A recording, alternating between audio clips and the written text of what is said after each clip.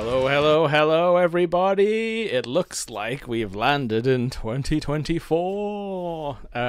This is the first, technically, Gaming Up North podcast that is kind of related to the Ramblecast we were doing last year. But I think what we're going to do is have a more free-form Ramblecast at the end of the month. Mid-month, we do a real topic. And what a topic we've got today.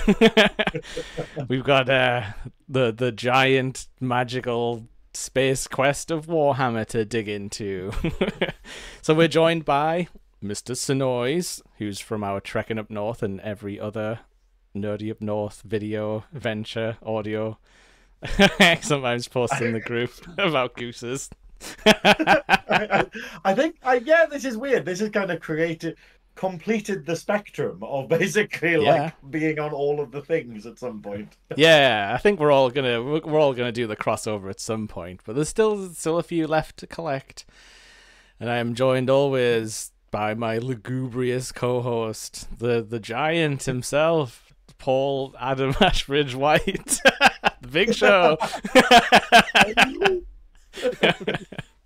Oh, the one mountain I've yet to climb. Again, there's always time to complete the collection at Nerdy Up North. Get that notch in. But first, new tradition, we have to start the podcast off with the magical Mawam of Hope. You got a Mawam? Yeah. Oh, can I have a Mawam? Did you not get the memo? No. Wait, what? I think. Yeah, I think Mawams now. I mean, I do have magical powers on this cast. I think I can get you a Mawam. Hang on a sec. Okay, give me. Oh, hold on, give me. Oh, hang on. It changed flavor. That was a cola one, wasn't it? Yeah, that can happen through the magic process. Really. What's the matter? You're not liking the orange. Thanks for trying, though. I've got one. Do you want a different flavor one? Yeah, go on. What's that one? Is that strawberry? Okay, hold on. Yeah. Oh. No, it's apple. Fuck. Loads of apple ones there. Oh, never mind. I'll order a kebab or something. Yeah. Imagine it's just like full of apple Mawams.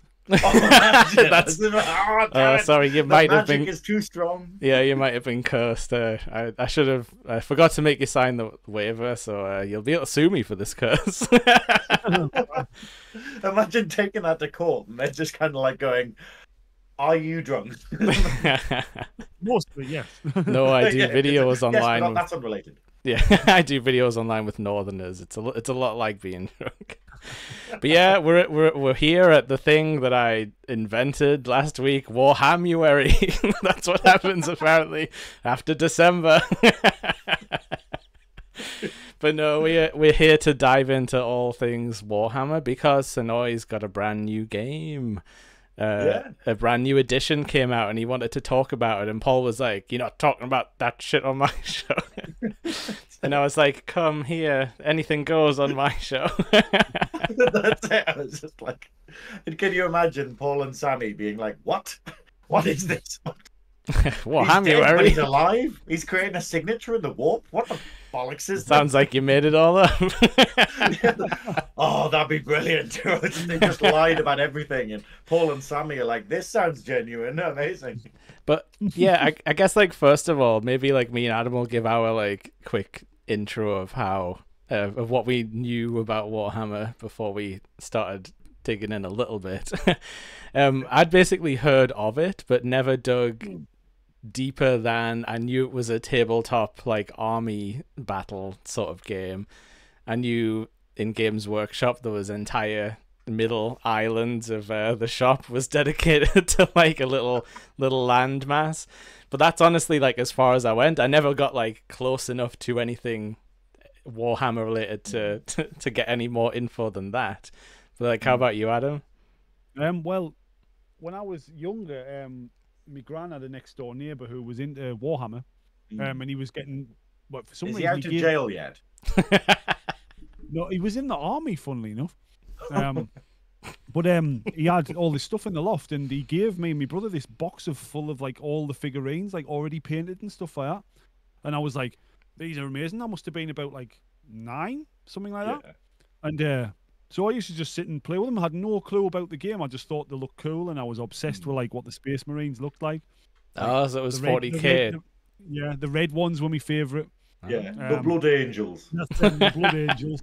Blood And, Angel. It has to be Yorkshire. Blood Angel. Blood But, Angels. and then I went to my grand's one day, and then I was a bit older, and she'd got rid of them, and I don't know where they went. Like, so Well, I was. What was the situation? Like, cast your mind back. Like, did you go in and your grandma was like, "Oh, they've all mysteriously vanished," and then she's got like loads of eBay receipts everywhere, and then she's wearing like a new sort of mink coat and stuff, and you're just like, "Where have my rare figures gone?" Yeah, no, she was down Games Workshop. I did recognize. I Destroying did notice she had fools. like some new rings and like a necklace on and stuff like that. I noticed like so she And a letter from the Emperor. Like, thank you for your service. And then well, that happened, but then I remember when the games came out for the Xbox 360. I remember playing like the Space Marine game because that's what the orc. Are the orcs on there? Are they, Yeah, with a K. I think it was Space right? Marines versus Ultramarines versus Orcs. Yeah, Yeah. and that's what they talked like. They were all like weird Cockney hard men. Yeah, I think, and I think you'll find this. Oh, sorry. You'll find this throughout Warhammer, where they basically just because Warhammer and Games Workshop is a very, very British institution. Like, there's so much sort of like in jokes and kind of Britishness about it. And it's kind of similar to the Lord of the Rings. Obviously, it takes a lot of lore for like the fantasy game from Lord of the Rings, but it's that tradition of just always giving everyone English accents. So you know how goblins in Lord of the Rings are always Cockney, and like in Warhammer it's the same. Like even years before Peter Jackson's films, they were just like, no, orcs have to be like sort of Cockney. They all have to be like, all right, lads, yeah. And it works. It kind of works. Like, you know, it's, and then sort of Space Marines have to be very, you know, upstanding and British and kind of like, you know, sort of quite regal in how they speak about stuff and very angry. Yeah, as if it's like almost as if that like others the enemy, where it's like, they've got like they use slang and stuff. That means we can kill them. It's like sort of Star Wars, where he's like, oh, you can tell this is American because all of the bad guys are British. You know, it's like you can tell this is a Bond film because all of the bad guys are Russian or whatever we hated. Yeah, Americans do basically have it's either British or Russian is their bad guy coded accent. And that's all they ever see. It alternates. Yeah, it just depends if it's like the 80s or not, I suppose. Aye, true. But yeah, like they're feuding with at that point in time. True, but yeah, like Synoiz, like, where did you come into this? Like, and I know like you've it's not really like we've talked 40k. I know that's not your bag, but yeah, like how did you first get let in? Well, I started with 40k because everyone, like, the whole thing about Warhammer is 40k is God. Like, in Games Workshop, like this, you know, obviously what we have, just as a brief overview, the new game that's coming out is basically Warhammer: The Old World, and that is Warhammer Fantasy, which was the first Warhammer game ever released, like in the early 80s, or mid 80s. No, it was the 70s, but then and basically that's like the fantasy setting, so it's very Lord of the Rings, it's orcs and goblins and stuff like that. And then obviously afterwards they released 40k, which is like, well, Rogue Trader, which is the futuristic one, and they invented like Space Marines and orcs and Eldar and stuff like that. Yeah. And that just hit everyone's imagination, like Adam's saying, where you see Space Marines and you just go, what is that? That is amazing. I want to buy models of that. And it kind of hit the zeitgeist perfectly for the time, the kind of steampunk sort of cyber, you know, whatever that word is. It reminds me a lot, for some reason. I know it's probably because it's another like British institution, but like that Judge Dredd, that Chaos AD stuff, exactly. Like big chunky characters. It kind of like, it's got that vibe for me. No, that's Mr. it. That's exactly what it was. But yeah, so I started because my brother started because he wanted to play orcs, because orcs were the funniest army, because orcs started out as a comedy thing. Like their first book, Wag the Orcs, is the funniest thing because all of their weapons don't make any sense. The whole army doesn't make any sense, and they're just this kind of comedy race that yeah, like, and seeing things from their perspective is hilarious. And then because he liked that, I sort of started going, oh, what are these models and stuff? Because I was like younger. And I started a Gene Stealer cult army, which was amazing. And they were my first army ever. I loved them. But then Yeah. as it went on, it sort of got used to 40k, and then I discovered fantasy, like, and then just went, okay, this is cool. This has got like skeletons and undead and vampires and stuff, and like, evil elves and stuff. And yeah, and I got into that, and that became like my main game. And then I did what a lot of Warhammer players do and got out of the hobby for a long time because you went to university and then everything became a lot more complicated and you oddly didn't have any disposable income anymore. Yeah. Which was, like... And what very little time free time you Yeah. did have, you were spending drinking instead of Exactly. You're like, let's get it's either studying or drinking. There isn't Warhammer space here. We call it finding ourselves, I think, in England. And we had a thing where, obviously, don't Google it, but there's a thing called the Great Reset, which some people think is like some conspiracy thing, but actually, it's where you go to university and your parents throw out all of your old Warhammer stuff, and then you come back being like, hey, where's this? And they're like, oh. Look how clean your room is. Wait, so did your parents kill Warhammer Fantasy? Was that why it was rebooted? I'm still bitter about this. This is the sort of thing where, like, I will say to my mum, like, I'm just gonna, be like, you will never be forgiven. That sounds horrible. That sounds horrible. But literally crazy. When I was a kid, like 14 or whatever, I used to go to Games Day, which is when Games Workshop used to get, I think it was like Birmingham NEC.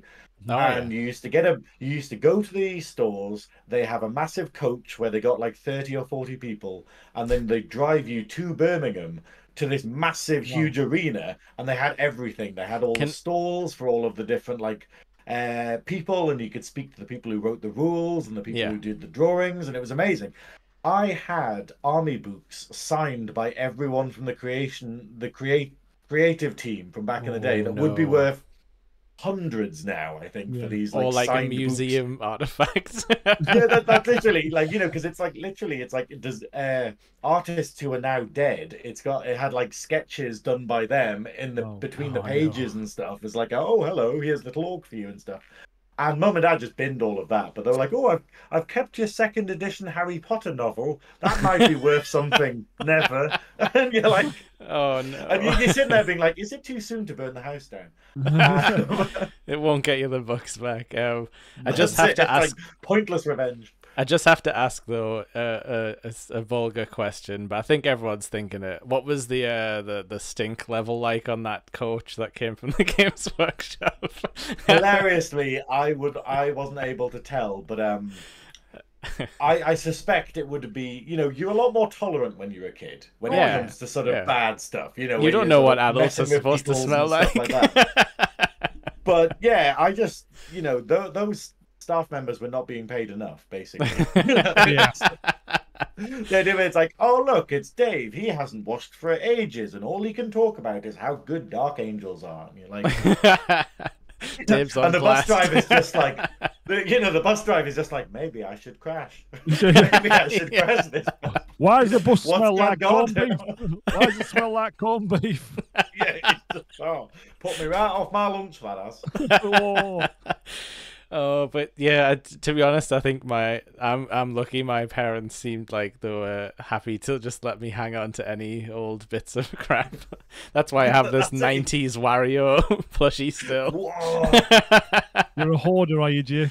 No, I get rid of stuff on my own, but I think I was left to make those choices, luckily.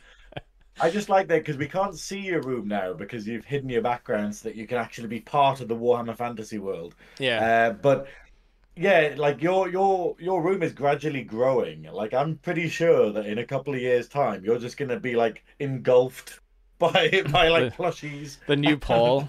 But also see what else I found though. This 90s Sonic scarf. Wow. Which I might have to start wearing. But yeah, so that sort of like kickstarted you was Warhammer Fantasy, got you like all the way in. But that sounds awesome. Like, so with these like NEC events, were you like actually playing games, or was it more just like a convention sort of No, atmosphere? bizarrely, I don't remember anyone actually playing games. It was Yeah. just literally to see all of the stuff. So what they'd have is they'd have, hey, here's the models that are coming out. Like, here's the kind of future releases and stuff. Oh And you yeah. could see them in cases, or you could see like the really well painted ones that are in all the magazines and all the books and stuff like that. It was basically just like a convention, but Hmm. like purely internal to Games Workshop, Yeah, because where, like back then, like conventions used to actually be conventions and sort of expos where like it would be yeah. people from the stores going like, oh, so this is what's coming up in the next year, this is what I need to be ordering, or like, Yeah. I like this, so I'm gonna order more of this in like to my store. But now it's a bit like, oh, it's just sort of stalls in most places, most conventions and stuff, like shops Yeah. basically. It is a bit weird. Like, it's that idea of just like they are, because it is to sell product, and you could buy product and stuff there. Like, so what they had is they always had like exclusive miniatures where they're like, you can only buy this Oh model no. today. That's Oh dangerous. baby, those are worth quite a bit of money nowadays. Yeah. But then again, it's like Sammy. I think it's the collector's market is very much this kind of. There's so many people where they have like unopened blisters, like because Yeah. the packs they come in are basically sort of their cardboard and then plastic package on the front was called a blister. Yeah. And loads of people just bought them and then just never opened them. And they're worth a fortune now, but you're like, but did you not want to play? Yeah, Do you want to play? it's a funny thing. It's a funny thing to collect, but not to want to use, because like, forgive me if I'm wrong, but like you need the sort of units to actually play. I get you could probably use proxy like counters or something, I'm guessing, Well, to make up your numbers, but like most people have the miniatures, I'm guessing. well, it's an odd one because as a hobby, okay, we're talking about Warhammer in terms of like my experience, but like Yeah. it's a multifaceted hobby because you have loads of people and loads of people jump in at different levels. Yeah. So some people just buy the models. Some people literally just go, or some people just build the models where you basically buy the model and it comes, if it's plastic, it comes on like a sprue where like, with Gundam figures and stuff where you clip them off. Yeah. And then you can glue them all together and you can choose different poses and stuff for some of them. And then obviously you spray them and then you can paint them and then you can use them in games and play like sort of with the rules and stuff. Yeah. But some people just put the models together. Like that is their Lego. That is their sort of like highly expensive Lego. But, where basically they just put it together. Like there's a guy who goes to my local Games Workshop and he literally is this sort of like 60-year-old guy and he just buys things to put together and then gives it to his son who likes painting stuff and then he gives it to his wife who actually plays the game. Oh, and wow. it's like this weird I'm thinking Russian doll, but it's not. It's like this product supply chain basically to this wife, That's interesting. But then you get some people where they don't like the painting at all. So what they'll do is they'll buy the models, put them together, pay someone else to paint them. So they'll basically pay a fortune to a guy. I've got loads of mates. Actually, I've got a fair few metal mates that are miniature painters, where they'll paint them and then they'll give them back, and then the guy's like, "Oh, look at this amazing miniature I painted! Ooh, play in a tournament, like." And he's just like, you never painted that. You've got no hands. That's cool though, because I have been to some Gundam like Gunpla sort of events where you see like people put a lot of work into like the surrounding areas, and they'll put like, oh, this one's got like moss all over it because it's supposed to be like an old tank sort of thing, and it's like, I do like that aspect of it where people get like super artistic and make almost like dioramas, I guess. But then other people, like you say, are just like going into battle with like unpainted models, like like it's a game. Can I just ask, like, because we're kind of I guess we're not really, but we're sort of taking things for granted. But like, how does a game of Warhammer, you can like explain fantasy, but like how does a game of Warhammer on the table actually play out? Because I think that's like that's like assumed knowledge when you look into a lot of this stuff. Oh, yeah. How can game? Okay, well, what I'll do is I'll explain both of them because basically Yeah. Games Workshop have three main games at the minute. They have a lot of them, but like they basically have Warhammer Fantasy, which is a rank and flank, and that basically is where you have all your units like stacked together into like blocks, where they're Yeah. on square bases, they're in blocks, and then you maneuver them, kind of like in wartime where they have like the sort of how the forces are working, like the beginning of Dad's Army, where it's got the arrows Oh and yeah. stuff, and the Jerry's coming in and stuff. It's kind of like that, where you basically have these big blocks and they sort of turn and then they kind of move forward and stuff. Uh, and that's how that works, rank and flank, because basically the whole thing is which way the unit is facing matters to the game. All So it right. means that you can maneuver other units to get them in the sides, and that'll cause like a big effect where it basically goes, oh wow, you managed to get these horsemen in the sides. Well, they don't get to use their lances because you're not hitting them to the front, and their horses can't attack because horses can't attack sideways. Where's the guy on top No, and be like, everyone knows "Fuckers, that. get away." I don't know if that's a bold statement. I don't know if someone in the chat wants to Google that, but basically, I don't think horses can attack sideways. Quick question: can you make the horses into meat? Only if your army is Tesco aligned or Iceland aligned. I think it was. I think it was Tesco. We've had a couple. We've had lasagna. We've had burgers. I think over time. That's it. Who knows? Can't keep those horses out of there. I've probably eaten many a horse in my time. You heard it here first. Whereas in 40, the other method of games is basically where every unit is individual and they're on round bases. Are you actually Googling the horse attack lasagna? sideways? Not too, Adam, damn it. It wasn't enough for me. The communication, it's gone mad. But yeah, and the other one is 40k, where all the models are on round bases, and it's basically like a free-for-all. So units are together where they're models, but they're all like a couple of inches apart, and they kind of move together, and they have to keep within a certain kind of coordination of being like 2 inches from the next guy and stuff. But it means that it's easier to kind of climb on top of scenery and stuff. Yeah. And so you'll put stuff on the board, like buildings and stuff, and they're like, oh cool, this guy can be on this rampart, and this guy can be here and stuff. With fantasy, that's very difficult because basically it's this massive block, and you're like, can they get on the hill or not? No, right. None of them are on the hill. It's one of those, suspend your disbelief that people, moving in a phalanx couldn't actually climb stairs. Yeah, true. But that's interesting. yeah. And then the sort of individual units have their own sort of power sets, or is it like a kind of like this always beats this? Is it like a kind of rock paper scissors? It's all random. So basically the whole thing is controlled by dice. So what you do is like every model has its own profile where it basically goes, here's how far it moves, here's how good it is in combat, here's how strong it is, here's how tough it is. And other things like bravery. So in the other game, which is Age of Sigmar, they all have a bravery characteristic, and then in 40k and fantasy it's a leadership one. And that basically demonstrates like how sort of brave they are effectively. So, and then in the case of like undead stuff or like ethereal, it's like how it holds together magically. So a lot of the time you'll be like, with the undead, you basically go, they're not going to run away because it's a ghost, but but it's like, oh, but if you do certain things to it, it might dissipate because of magic and stuff, lose its form. Well, yeah, because someone put a desk fan on, and they were like, right, fuck off, no, you vacuous bitch. But basically the game plays in turns.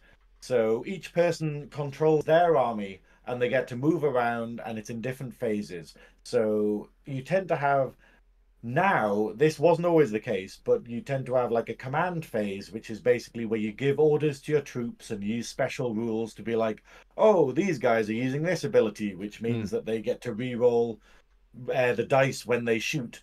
So it has more likely chance of hitting. And then it goes into the movement phase, where basically they can just move on the board, and they all move. They can basically move what their movement. Oh, Adam's gone. Adam's just he's just left us. I've blown his mind. Now, now everyone's chopped in movement half. Phase. Multiple phases. Christ. Does this mean when he comes back, I am Adam? Am I? No, I don't know. It might shuffle everything round. I can't really fix it now. We'll see. I'm just a disembodied head in one of these windows. There we go. Hold on. How do I grab you? Talk to the egg. That's not good, is it? I wonder what's happening. See, I don't want to like change it though, because if he comes back, it'll all settle down again. Okay, here we go. He's back. He's back. Hey, there we go. Oh, you're on mute, I think. Oh. Sorry. 2 seconds. Oh, Can you hear us now? yes. Yeah. Sorry. Yeah. Adam, was this because you Googled like do horses attack sideways and they put you on a list? My Discord just totally crashed. Like, you were going like fast forward, Graham, and Jake was just totally frozen, and it just turned itself off and then rebooted itself. Oh well. I was like, that was weird. I love it. We haven't had that many technical I think I did hiccups. curse. I think I did curse my Discord by the horse meat situation. Not do that again. I'll lie. I will. I'll do it again and again and again. I'll never stop. Where were you, Yeah, Synoiz? so basically the game is done into phases, and then you have the shooting phase and stuff like that. And what happens is it alternates. So basically you do all of your phases, you move your troops, you get to shoot with them and stuff, and then you can run them into combat, and then they can like attack the enemy with like things. And then whenever they're doing things, you look at their characteristics and roll things. So if you have 10 guys in a unit, they might have like 4 shooting attacks each, where they have a submachine gun, so it attacks multiple times. And then that means you roll that many dice, and you need a certain amount to hit depending on how good they are at accuracy. So for instance, like Space Marines are very they're very well trained and stuff, so they roll the dice and they're hitting on 3+ or 2+. Oh, right. And then if the enemy is like on a building or like sort of behind something, then it might get reduced to like a 4+ or something, because it's going, oh, he's partially obscured. And Yeah, stuff. he's got cover. Whereas orcs tend to have it where they are rubbish at shooting, but they love shooting. So they just do loads of attacks, but they hit on 5s because they're literally just like blindly sort of being like, "Ah!" And they might hit something, but it's like, So it's more like you have to roll more dice, but hit higher on said dice. So it actually balances itself out, like in the end, hopefully. Kinda, yeah. It becomes a bit of a problem, because this is the thing. It's like with the big difference I find with like, because Games Workshop at some point, and I can pinpoint exactly when it was, because it was the beginning of the 8th edition 40k, and like the 1st edition of Age of Sigmar. They basically decided, hey, people love rolling dice. People absolutely love it. So let's just have them roll so many dice. Yeah. So you can literally get a unit. I remember my mate got his orcs in, and you could stack abilities on them. So when they charged into combat, they had like 5 attacks each. And so it meant that a unit of 30 of them had 120. Is my maths right there? 30, no, 150, right? Yeah, 150. Yeah, 150. So you rolled 150 dice, okay?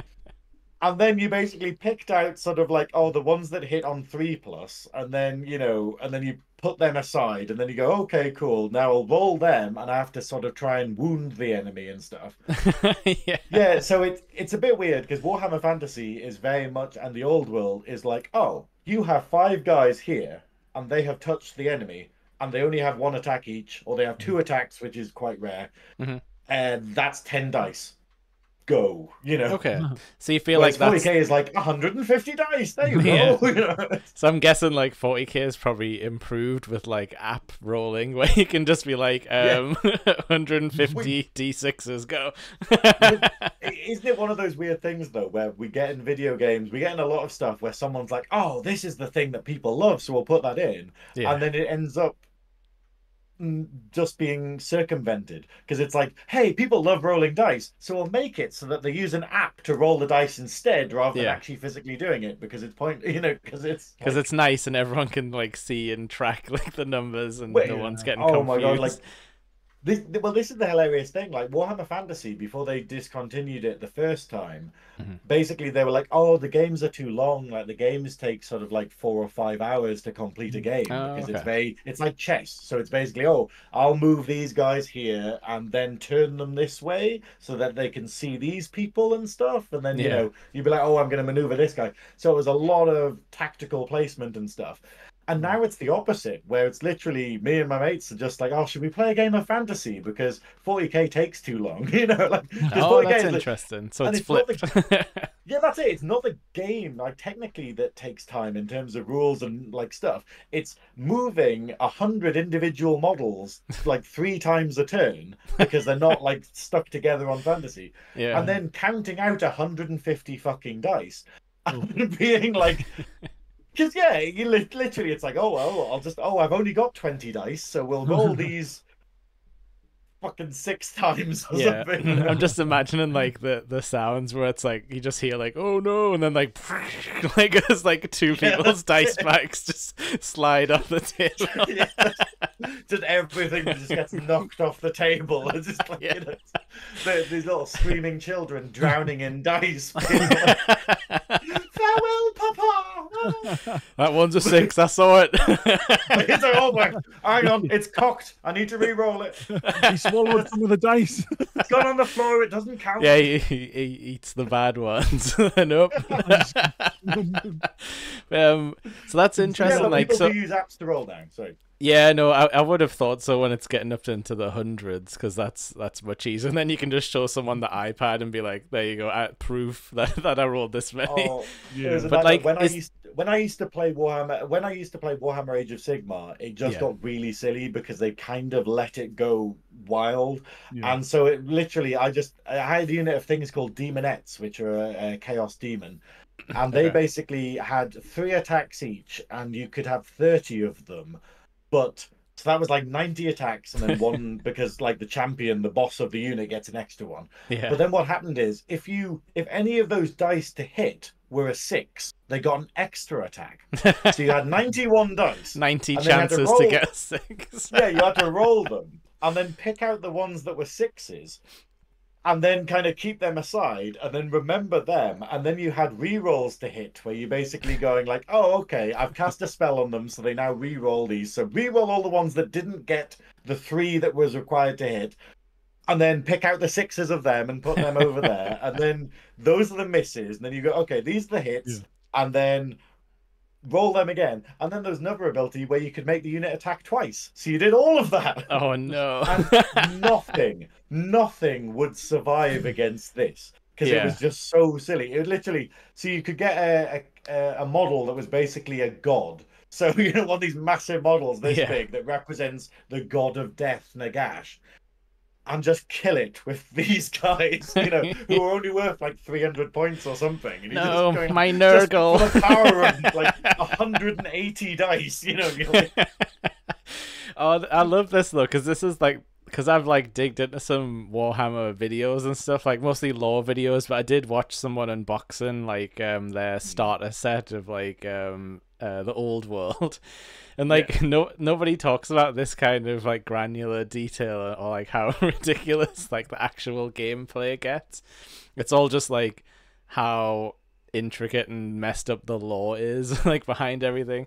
So like yeah. when you chose fantasy, was that because of the gameplay, because you felt like this is like more my speed, or had you had some weird stuff where you're like, I don't really like this 40k anymore, and it's just like, It's an odd one because I think basically what drew me to fantasy originally was the setting. So it Yeah. was basically like the lore and the setting because you got like undead, like, and it was so cool. you do like an literally undead had, like, necromancy vibe, don't Yeah. you? it was so good. It was like, it makes the dating pool easier, necromancy. But it's the idea of I just loved that so much. You just literally had this, this amazing bit of lore and all of these like vampire things, and then later on you had like vampire bloodlines, which is like if you've ever played Vampire the Masquerade, the role-playing game. Oh, where you like have, how like, there's different. yeah, how there's like, oh, it's like the Nosferatu like creepy Yeah. ones, and then all like the high vampires. So you had that. So you basically had different bloodlines of vampires where you could theme your army about these ones who are like these noble sort of knight vampires where they don't need blood anymore because they fought a mighty dragon and drank from it, and They drank all the horse blood. Yeah, they drank all the horse blood from the sideways facing horses. And then they've sated their vampire sort of thirst and whatnot, and now they go around sort of, trying to look for more powerful opponents. But then you've got the Nosferatu equivalents, which are like the Strigoi, who are the ones where there's something not quite right in their blood, and therefore they become these bestial sort of like bat monsters and stuff. Ooh, nice. And then my favorite one though is the Necrarchs, where basically the Necrarchs were the wizard ones, so they look like Nosferatu, but they're basically vampires where there's the blood makes them insane and makes them always just strive for magical knowledge. And the problem is what they do is they just lock themselves up in like wizard towers and stuff, studying necromancy and studying magic, and then kind of forget the time a little bit. And then it's like 1,000 years have passed. They've forgotten to eat. So they've become this skeletal kind of thing. And because they're insane, they're literally just like going, ha, that person who beat me in that battle, I'll find I'll get revenge on him. And then they go off to their tower, sort of study for 1,000 years, bringing up the ultimate revenge plan, and then come back out at the head of a massive army of like undead and Frankenstein creatures they've made and stuff. And then like, what do you mean he's dead? What do you mean there's a new king? This bastard's still alive? Well, I'll kill his family then. Yeah, exactly. The whole bloodline has died now. It's all gone. Yeah, and it's just all these stories of like these Necrarchs, like going nuts, and then like just for because they don't eat because they're stuck in like this weird torpor for so long, like and studying. They're just like going. And it's that kind of setting that made me fall in love with it and just go, I want to do that. I want to buy this model that represents this crazy vampire guy. And here's his army full of like hellish creations and zombies and stuff that he's made in a lab, and use it on the battlefield. And what the game allows you to do is customize things. This is the best thing in the world. And Age of Sigmar has it now, but when it first came out, there wasn't any customization for stuff. Yeah, right. And it basically meant like and it was to make the game easier for people to pick up, that they basically just went, what is on the sheet is the unit. There you go. Everything is on that sheet. But then you couldn't kind of go, oh, he's got this ancient relic, which is this thing that makes him unkillable, or this ring that brings him back to life when he's dead or whatnot, or this magical sword that, like takes the soul of the person fighting it, getting hit by it and stuff. And because you had all of these customization things, you could go, this little guy, this little model that I've put into this unit of skeletons has all of these crozy abilities, and he's he's a master wizard and all of this. And it just makes the game really fun. Like, rather than chess, where you just go, rooks always work this way, and like bishops always work this way. You can control the game by being like, his base nature is this, and this is how good he is at fighting. But I'm going to give him crazy stuff. And now he's a bastard. There's a crazy. It's hilarious in fantasy. I don't know if it's going to be in the old world because I haven't got the rule book for it yet. But there was an item for Warhammer Fantasy called the Wizarding Hat, which basically made anyone a wizard. So it was basically this magical hat that you could put on someone. And it was ludicrously costed, so you couldn't take anything else. So you couldn't take armor or like a good weapon. You just became a wizard. But it made you crazy. So you had to take a test at the beginning of every phase to work out whether you were just talking to yourself or doing crazy shit. But you became a wizard, and it became a trope where people would just go, hey, I'm going to just give this little goblin the Wizarding Hat. So he's absolutely insane, but he might be able to cast some crazy spells from a random... and you randomly generated what kind of spells he knows, which just was... chaos, basically. Yeah, well, I like that though, because like how you were saying, you can customize your guy. It brings like people might think like, oh, well, that's just like messy. Like I want to know who I'm fighting, or like be able to like visually just recognize that is that type of unit just from like sight. But it brings like a layer of strategy where someone's coming in, they're like, okay, he's playing the wizard vampires, but like I have no idea until he starts doing stuff. I have no idea what. And it means that you can change it up also when you're like, oh, I'm bored and all my friends know my like go-to strategy. how about Yeah. I just change the skill set here and there, and then it becomes like a whole new game. Well, that's it. And it's random, so you don't show your opponent what your army is until you get it out at the game. So you kind of get your box out. You hear in the back, contain yourself, man. Oh, it's full of Sorry, figures. it's everywhere. Get your box out, cross your legs. You get your box out, and then I'm gonna keep saying it until it works. You get your box out. Just Tony Blair hand signals here. You get your box out. Education. But and then Recession. No. But yeah, that worked out well. Fucking AS levels. Anyway, what was it? I've totally forgotten. I just noticed the mouth on the floor. You were talking about the reveal of your army. Yeah, so you put your army down on the table, and then your enemy goes, "Oh, you took fuck tons of tanks. Okay, I haven't prepared for that." Yeah. And the strategy becomes basically, do you specialize in a particular way and do something, or do you like try to cover all the bases and do an all-round thing? And this is the problem, because the whole thing, we kind of need to touch on it. We probably need to talk about it later, but we need to touch on, like, a game is only as good as the people playing it. Right. Like, Yeah, it doesn't matter what the true. rules of Warhammer are like, no matter what edition it is or whatever game it is, there are some toxic people out there, and if they follow the rules, they're meant to kind of negate toxic people. Yeah. So basically the game is random enough that it just goes, oh, okay, you knew that you were fighting an army that doesn't have any guns and has to just run towards you and like kill you in combat. So you just took an army that's only guns and you're planning to deploy them at the back of the board so they're as far away as the enemy, and then it's just a killing field basically. Yeah, and you got scenarios like that, but basically the rule book, if you play it properly, has like random scenarios. So basically you just go, oh, cool, yeah, cool. Well, you have to roll for like what mission you're doing, and then you only win by completing the mission. Yeah. So, and you might get it where, like, someone does a gun line where they're basically all at the back planning to shoot you, and it's like, oh, cool, you have to capture this objective in the center of the board.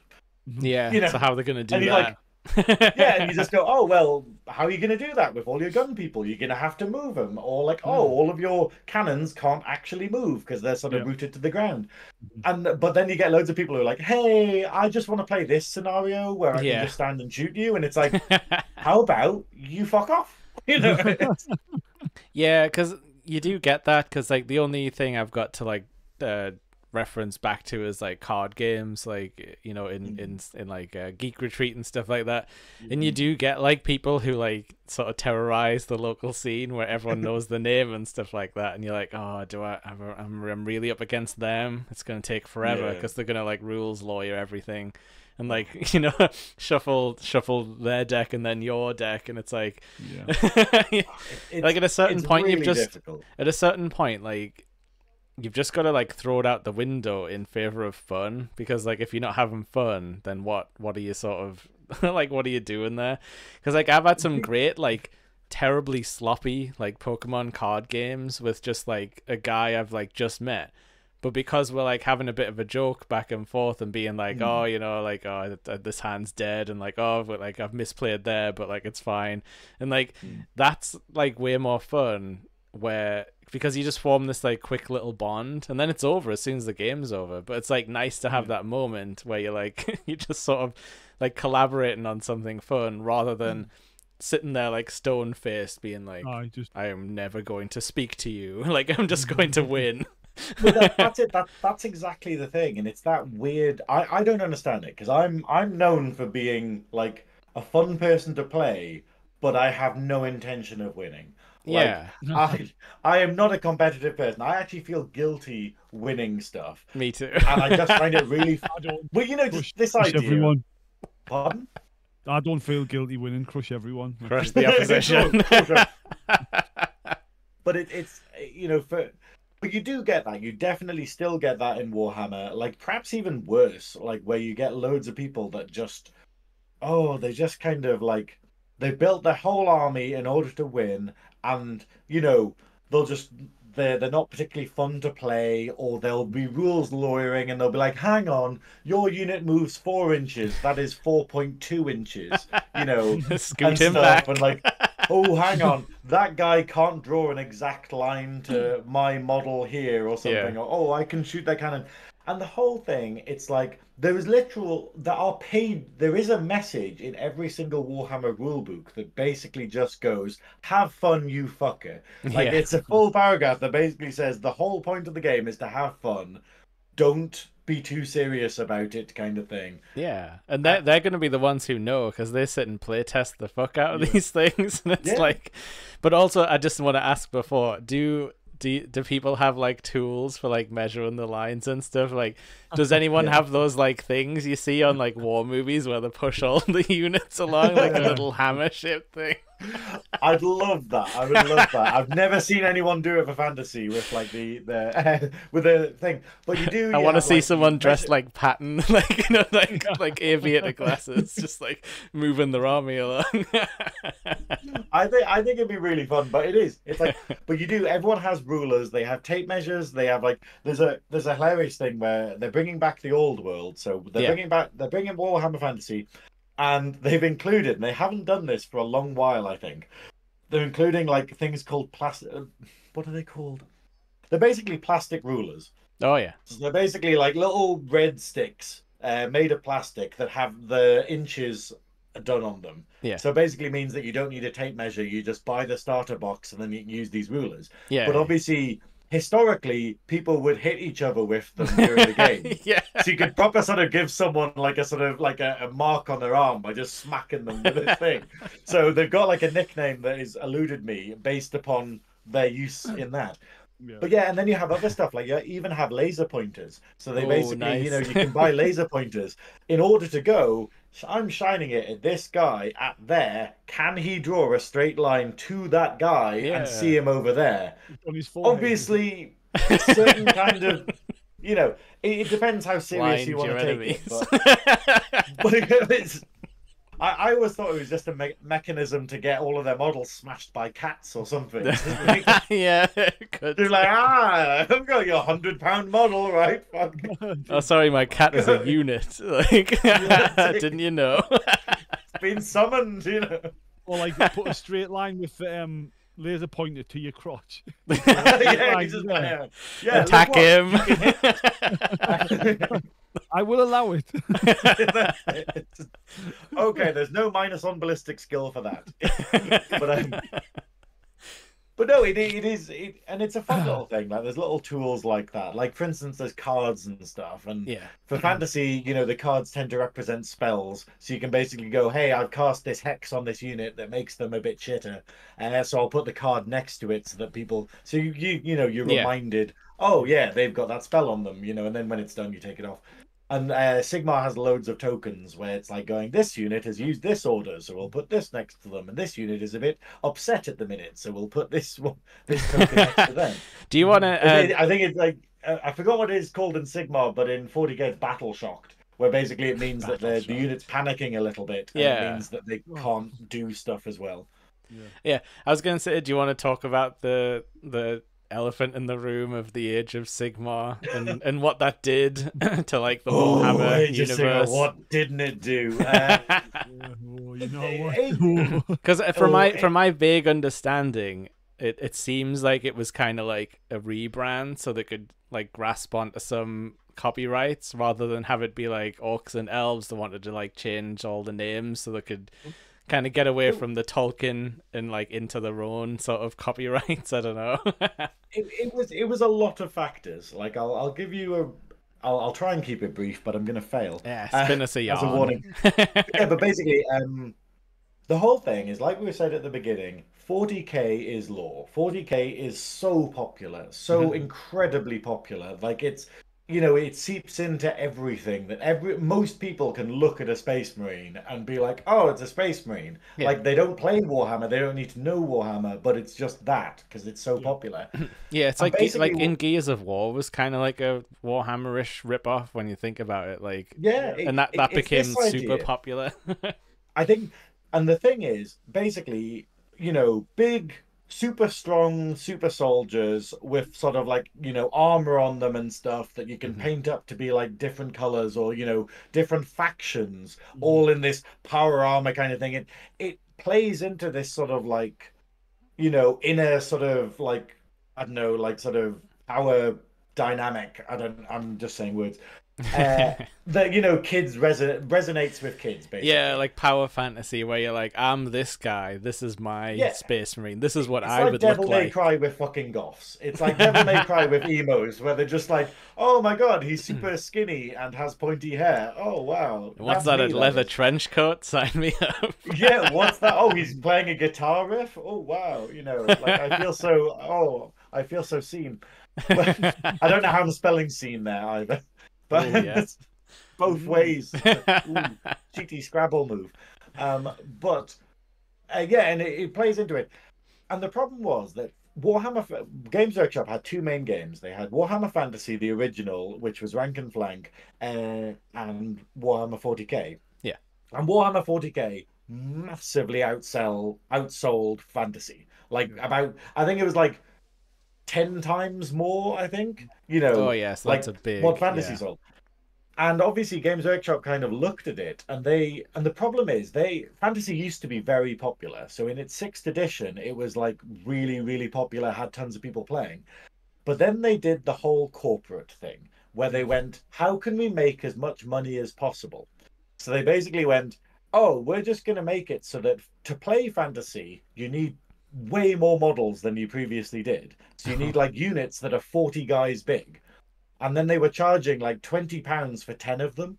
Oh. So you were kind of like, okay, cool. So to get this unit, it is like £100 or something to get like one unit. And then that unit was like a seventh of your army. Right. Wow. Yeah.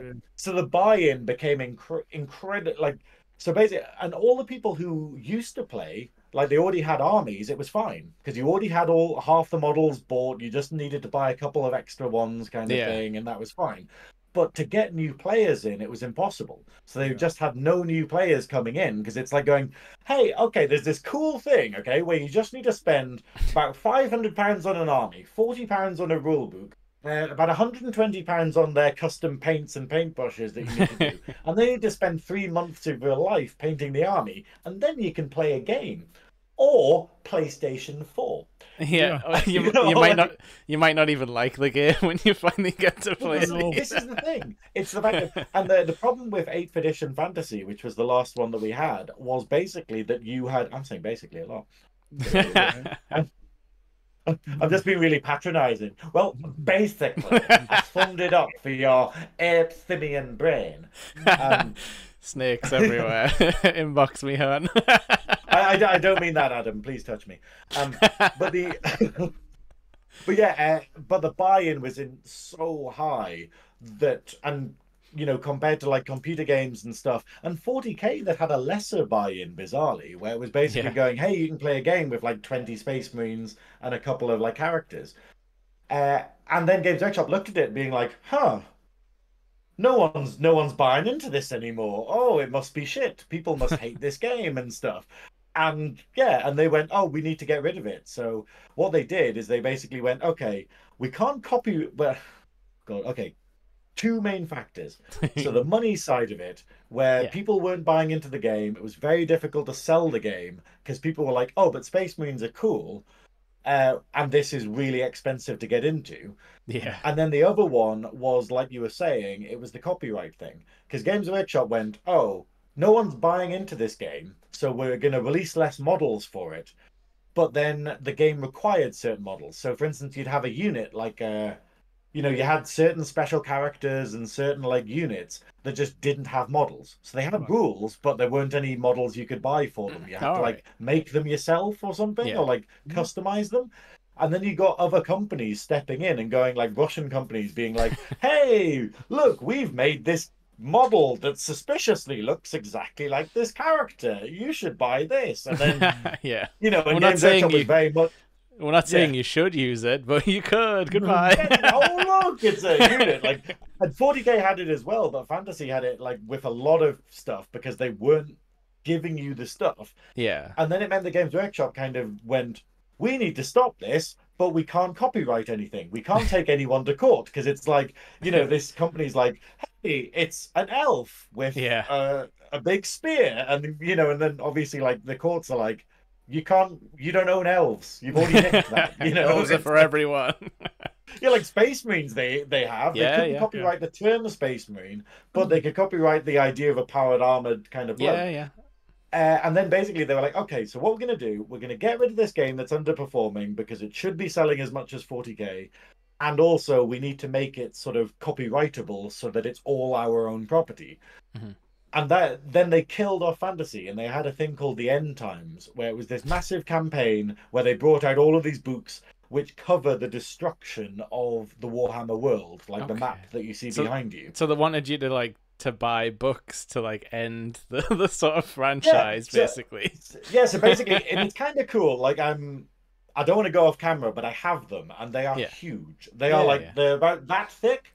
They're about that thick, and it comes in two parts where you basically have, here is the story, and it's a fully illustrated. They are beautiful, beautiful books.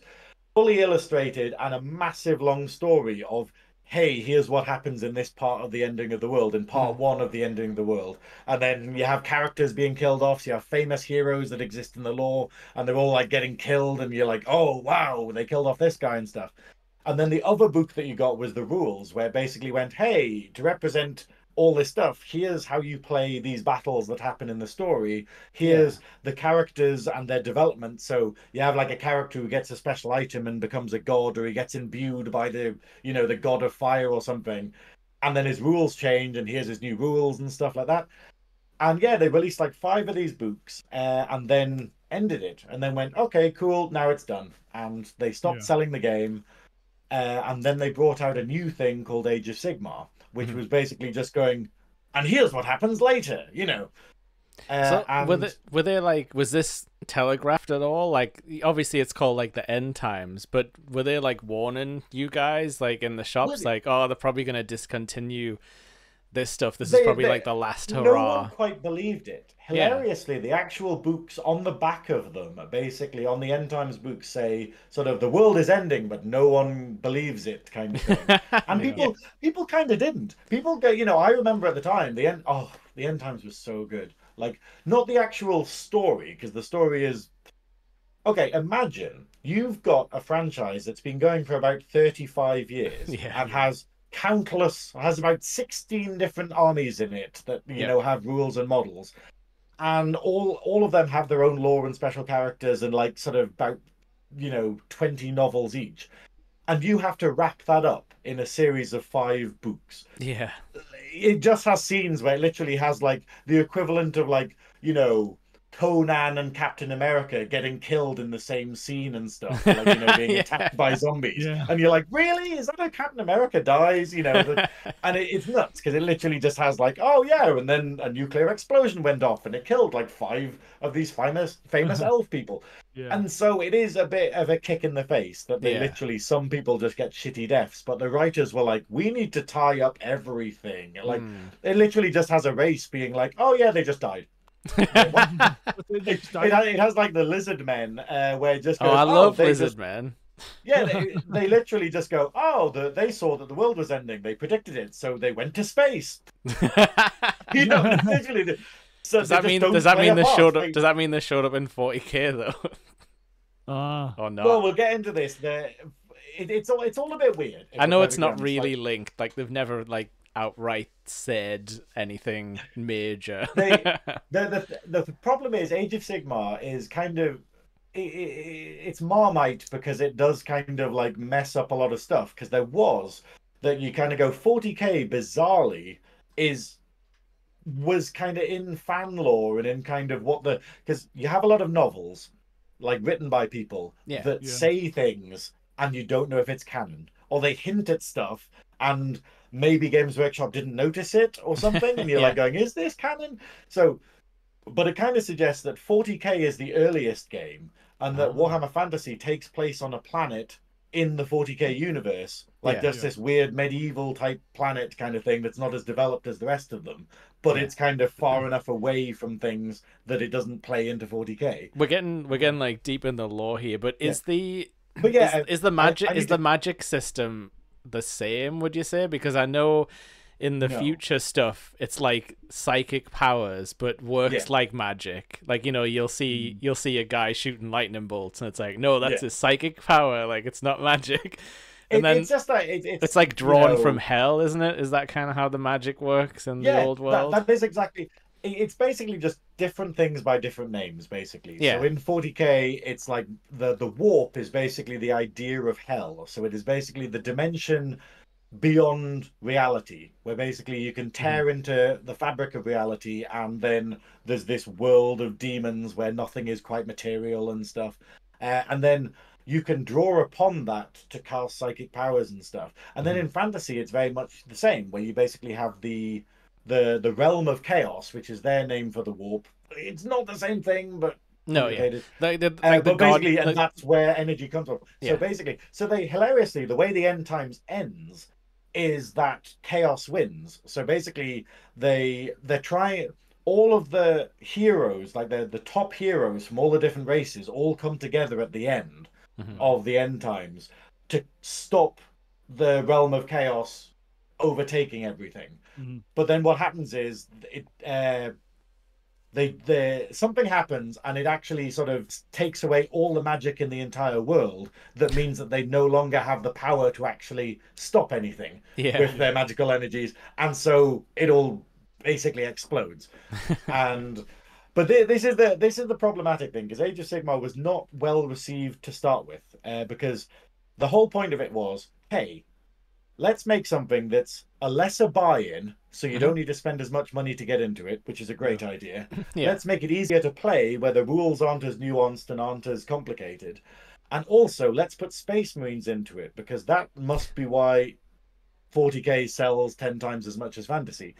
And so they created a thing called Stormcast Eternals, which are basically Space Marines, but just in metal, fantasy. Like in fantasy so armor. They're basically instead. massive knights in armor, massive shining gold armor, and they have massive, they're like twice as high as a man and stuff. And they basically just went, hey, do Space Marines again. That'll instantly be a success. And they are probably one of the most hated things in Games Workshop at the moment. Like, it's that's fun though. Like, it's fun when a community comes together and sort of hits a thing out of the game. it's really difficult, because like, I don't know if you can compare this to sort of your like interest and stuff, but when they're trying to make something work and they keep pushing it, and no one is buying. Like, like Stormcast do have fans and stuff, but the problem is, okay, this is genuinely what I'm telling you, okay, is what happened. And this is why so many people are bitter about Age of Sigmar, is that they basically went, okay, the old world's dead, all of like 30 odd years of lore is absolutely, gone now, kind of thing, wiped out. Burn your books, everyone. That's it. Well, you had people going nuts when Age of Sigmar came out. You had like all these weirdos on the internet burning their Warhammer fantasy armies, being like, "Fuck you, Games Workshop! I'm gonna burn like £1,000 worth of high elves," and you're just like, why would you do that, you nutter? But and then these people who made it their personality to hate on it on the internet, and you're like, I'm pretty sure no one's gonna listen to you. But But they literally destroyed this beloved thing that everyone loved, and the people who were playing it absolutely adored it and stuff, and it was still massive around the world. And then they went, okay, cool. So the god of the empire, who's like the god of the empire, actually becomes flesh, and he actually becomes a physical entity, and he's basically Thor, or Odin. It's Odin or Thor, basically, from Norse mythology. And he finds himself existing in space amongst the shattered bits of the world that was. And then he flies around, not quite knowing what to do. And then he finds a magical space dragon. And this space dragon, he hangs around with this space dragon for a while. And then the space dragon teaches him how to rebuild, like, worlds and how to bring things back into creation. And then he goes, oh, cool. And then he goes back to the remains of the planet and brings it all together, kind of. So it's all like floating little realms, almost like Norse mythology, where you have all these weird realms.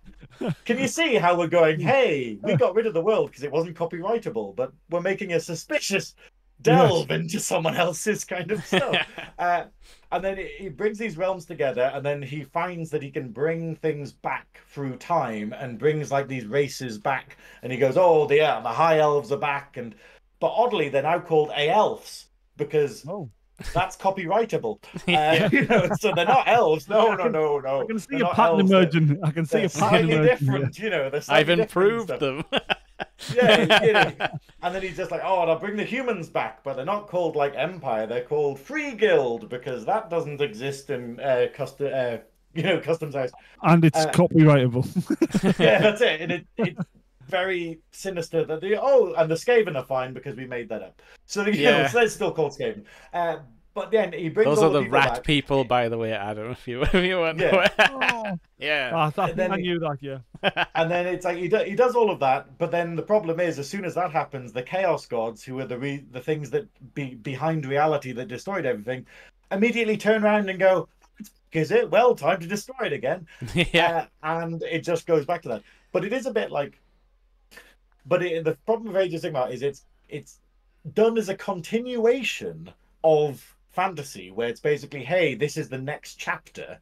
Yeah. But it's set 30,000 years after fantasy, which is, if you did anything, if you were just like, okay, cool, imagine sort of like, I don't know, Lord of the Rings, but 30,000 years later, and you're like, are you sure this needs to be a continuation? Couldn't you have just made this anything, Yeah, but like, it's obviously, they wrote themselves a situation where none of the sort of technology's advanced because everything's been destroyed up to that point. So it really does feel like a sort of pointless reboot where they didn't really go far enough to change anything. So I can see why it wasn't very satisfying. Well, the hilarious thing about it is obviously like they did all of this, they're like, oh, it's elves, and they're not called vampire counts anymore. They're called soul-blight grave lords, and then obviously. You just know that they'll take someone to court being like, hang on, that vampire model you've made is actually a soul-blight Gravelord ripoff. And then courts are going to be like, it's a vampire, mate. I don't care if you're calling it an elf or if you've given it a weird headdress. If you put a fucking bull headdress on it, that's an elf. That's an elf. Like, and it was a pointless exercise. And it does have a fan base, but it's this whole thing of what they're kind of finding now is it still sells about 10% of what 40k does. Because they've done all of this, they've done this whole exercise, and then they're like, oh wait, people just like fucking 40k, and it's not a case of the game's underselling 40k and not being as good as 40k. It's a case of 40k being so good, And do you think I'm dissing Age of Sigmar a fair bit here because it started out and it was a massive lump of shit where basically the designers over time, because you couldn't play it, it was unplayable. I was excited about it when it first came out because I was like, finally, I can introduce my friends to Warhammer. Yeah, because it was done so that you literally go, hey, you bought a box of models, you bought a box of 20 guys, you can just use that's your whole army, and then you get a box of like 10 guys who are like tougher, and that can be your whole army. And what a great idea that is. But this unit would always win, and and it was very much kind of like, oh, okay, never mind. And they started off by refusing to put balance in. They refused to sort of put any kind of balancing factor into it. Like rule change. And they kind of went, oh, you balance it yourself. So you decide how many of these guys you get to each one of these guys. And you try introducing that kind of concept to a like 14, 15-year-old who wants to win, and just be like, oh, fuck off, mate, win me, fuck off. And it was literally like, it was just nuts. Like, and they were like, you want people to self-balance themselves. Like, imagine Magic the Gathering if you just made up what your cards did. Or there wasn't like the rule of 4, like you have in Magic, where you're like, you can only have 4 of this one in your deck. You'd be like, oh, my mechanic is based upon if I get these 2 cards out, I win the whole game. Like, I've got a combination like that, was it Sanguine Blood and something else. So basically you gain life every time the enemy takes life, and every time the enemy takes life they gain life, like a continuous and loop. you just win the game. And you're just like, okay, my entire deck is 20 20 swamps and then 30 of each of these Yeah. cards, and oh, I won! What a surprise! You know, and it was basically like that. And then they grudgingly went, okay, we'll add points in, but we don't want to re-release all of the books and stuff, Oh. so we can't balance it because the rules are already written. So, you know, and it was an absolute mess. Yeah. And that's why the bitterness exists, because you're like, you got rid of the game we loved for this. You know, Yeah. if they'd done it in tandem, if they'd released it as a new thing, that would have been amazing. They'd be Yeah. like, cool, it's a starter game for kids, get them in, get them buying the models and stuff. Then they can choose, oh, I want to go to 40k, or oh, I want to go to this. It's, You know, it is when you sort of explain it like that, it's like a silly idea, because they could have just done an offshoot, because like I play a bit of like World of Warcraft, and they do that all the time, where they're like, we've discovered this new island and it has a new race on it, and so they could have had like, oh, this is, you know, the war on this part of the map that you've never seen before, it came out of the mists, you know, like, and they could have had like a side thing where they could have trialed some of these like new ideas, but it just seems, I know it won't be. It seems rushed, but I know obviously people had to sit and write the books. No, but it's like, it really was, is Yeah. the problem. Like, the problem is, the End Times was meant to last for like a full year. Yeah. Because they had these 5 massive books. It was meant to last like a whole year, and then every couple of months they brought out a new one. And then round the world they had people playing the campaigns and stuff, being like, hey, you know, playing in shops and stuff. And then at the end of the day, they just went, no, just bash them out. So it was done in about sort of 4 months, I think. So like all of the game shop sort of events stopped, and it was just like, read these books and have an end time. Well, the worst thing was about the End Times is that it got loads of people into the hobby. Yeah. So the End Times was like, because you had stuff like, you had an army called Tomb Kings, which are basically like Egyptian skeletons. I like the sound And of them from what I've seen. They're amazing, but they were shit in 8th edition. Their rules were awful, where you were just like, it was very difficult to win with them because every army had better things. And therefore loads of people were like, I'm not going to play fucking Doom Kings, you know. And then obviously Games Workshop were like, oh, people must hate Egyptian skeletons. Oh, well, get rid of all of them. And that's what they did. They brought out Age of Sigmar, and then they got rid of Tomb Kings, so you couldn't buy them anymore. Oh. But then the problem is, with the End Times, they made them really good. They brought out new rules for them, and everyone was like, oh, I'm going to start a Tomb Kings army, and then bought all of these models and stuff. And then 3 months later, they're like, oh, it's gone now. The game's gone. Yeah. Stop playing. Here's Age of Sigmar. Oh, and they're not in that. And you're like, oh, okay, well, I'll play Age of Sigmar then. Oh, this is wank. You know? Yeah. So like, but the Tomb Kings are back though, aren't they? In the old world, they're one of the starter armies, aren't they? This is the thing. So what they've done is basically, the old world is basically, a lot of people take it as an apology. Like, in a kind of, okay, maybe that was a mistake. Maybe, you know, I think the whole thing was, it was also, we talk about like sales, we talk about stuff, and the simple reason why Games Workshop had to double down on Age of Sigmar was they didn't have the resources to do all of the games. They couldn't keep making the models for Fantasy, making the books for Fantasy, having them available in shops and having shelf space for them. So they had to go, hey, here's Age of Sigmar, that's where we're putting the resources. So that it makes a lot of sense for them as a, you know, company. But with the old world, it's very much going, hey, the 2 armies that got absolutely shafted and got like destroyed when Age of Sigmar came out, that's who we're focusing on. We're bringing both of them back, because like I say, Tomb Kings were shit because they were terrible rule-wise, so no one really wanted to start them. And then Bretonians, which is the other one they're bringing back, which is basically like Knights of the Round Table, sort of King Arthur kind of knights. These like French knights where they're all on horses, and their whole peasant levies and catapults and trebuchets and stuff. And like, you know, beautiful damsels who are like their casters and stuff. Like, they've been beloved throughout all of Warhammer Fantasy. But then Games Workshop just kind of ignored them. They just kind of went like, oh, okay, we're not going to give you a new book. We're not going to give you new rules for like 2 editions. So they basically went like 7 years without any new models, and about 7 years without any new rules. So you basically had your book from like years ago, and then a sheet of paper that you printed off the Games Workshop website telling you how to adapt it for the latest edition. Like the new mechanics, yeah. Yeah, so it's like, oh, change this line to be this line, change this line to be this line. And then they're like, and then they stopped selling them in the stores, so you could only buy them on the website. And then obviously when it gets to Age of Sigmar, they're like, why is no one buying this army? You know, like we don't trust does you no anymore. one want to start Bretonians? Oh, people must hate them. They must hate the concept of it. You know, and it literally was that kind of decision. And you're like going, what? You know? And this is the core problem, because Games Workshop didn't speak to customers back then. It was very much, they looked at the money and went, what sells? Space Marines. Okay. What, you know, what doesn't sell? Oh, Tomb Kings, Bretonians. Oh, it must be because people hate them, not because they can't buy them in stores, not because, you know. Yeah. But we've actually made it harder to be into this kind of thing. Yeah.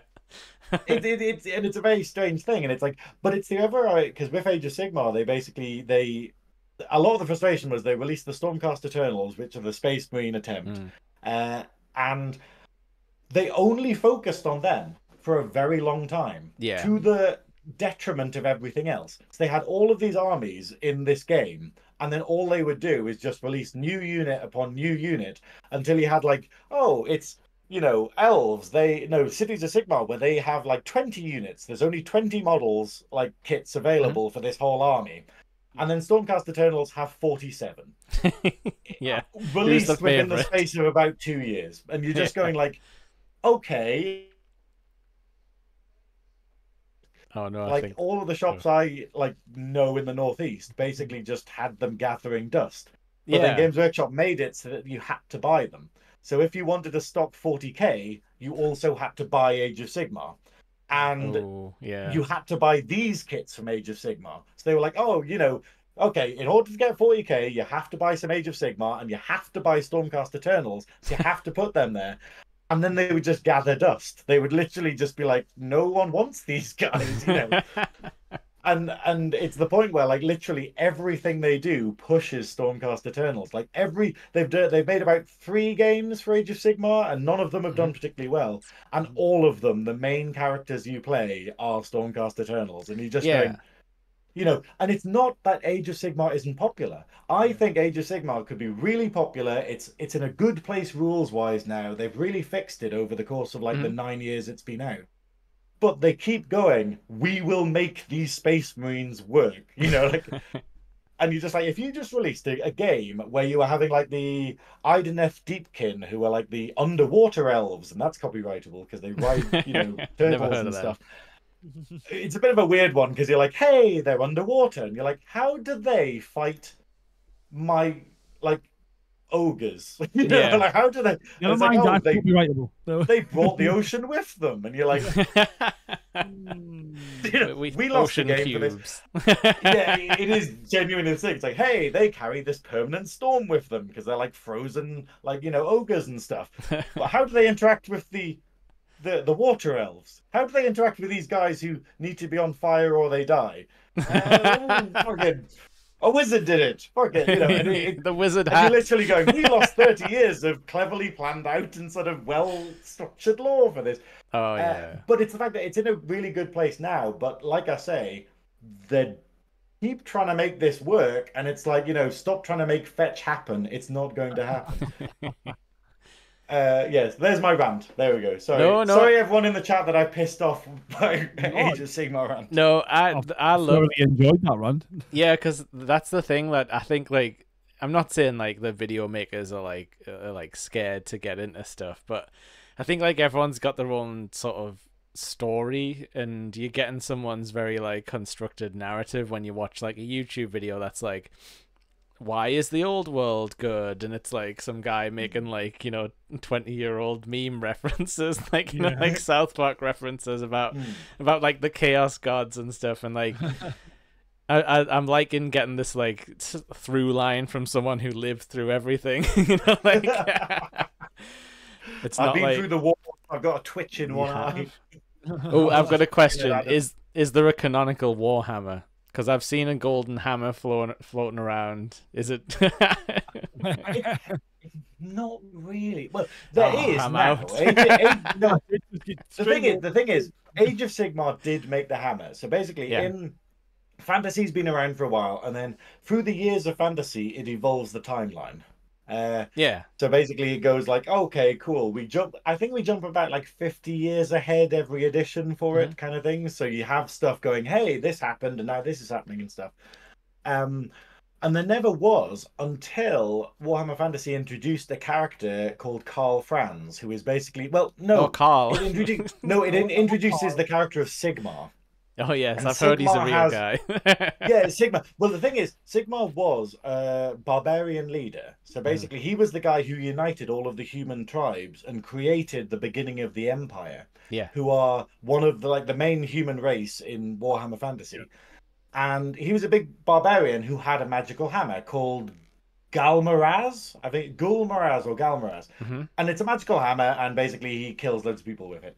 And stuff. And then this is the crazy thing, because he basically puts on, you can see where the influences are coming. So basically, he finds a magical crown that belongs to Nagash, and then the crown whispers to him and makes him into a leader that doesn't want to do anything, almost like Wormtongue is whispering in Yeah. his ear.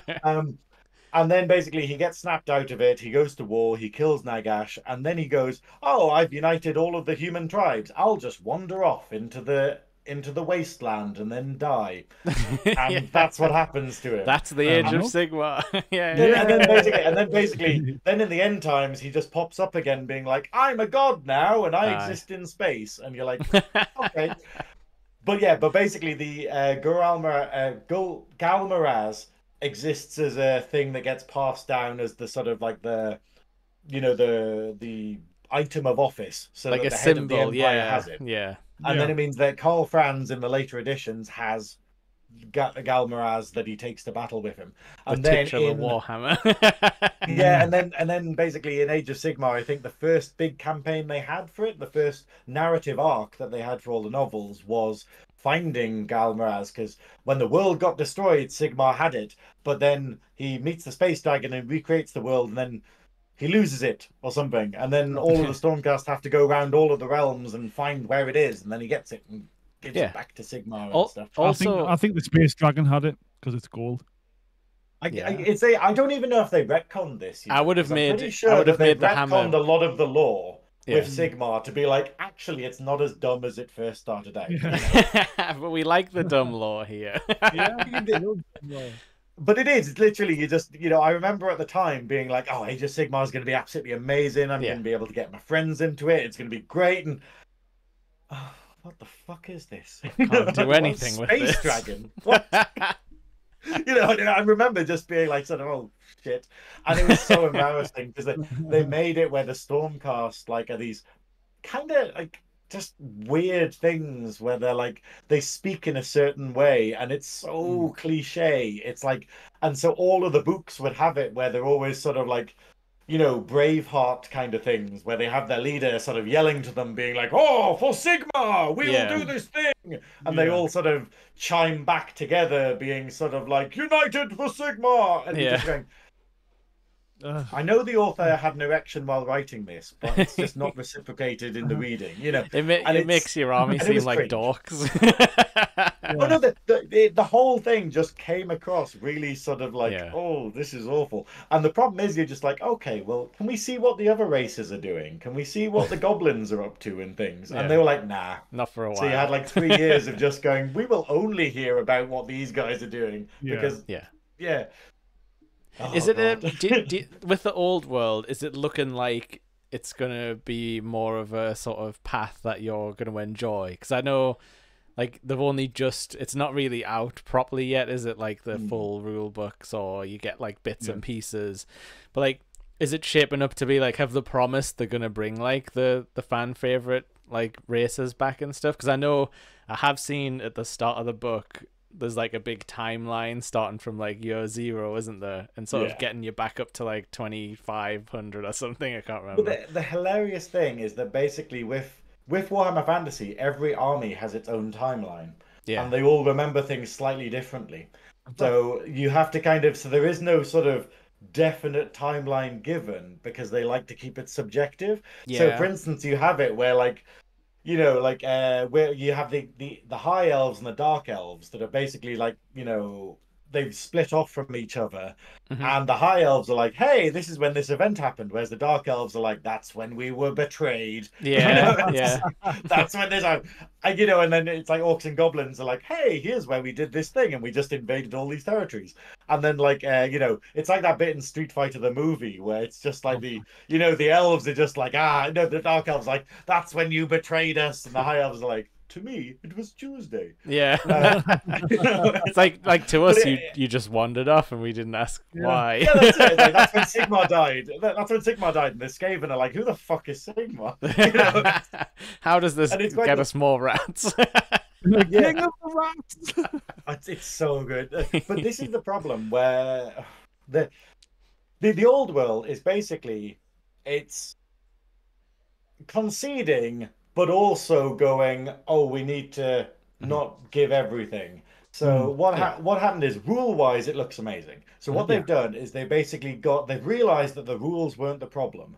Aside from 8th edition, they were going, "Hey, this requiring 40 guys in a unit in order for them to be good is not good because people aren't going to buy all these models."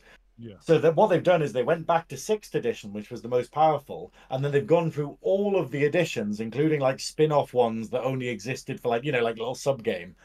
And they took all the rules and basically have put them in to make it the best mix of all of the different editions. That's smart. And all of the rules that they've shown are amazing. Like, it's literally gone, "Hey, this problem that existed, we fixed it by doing this. And hey, this thing that existed, we've made this better by doing this, or simpler by doing this."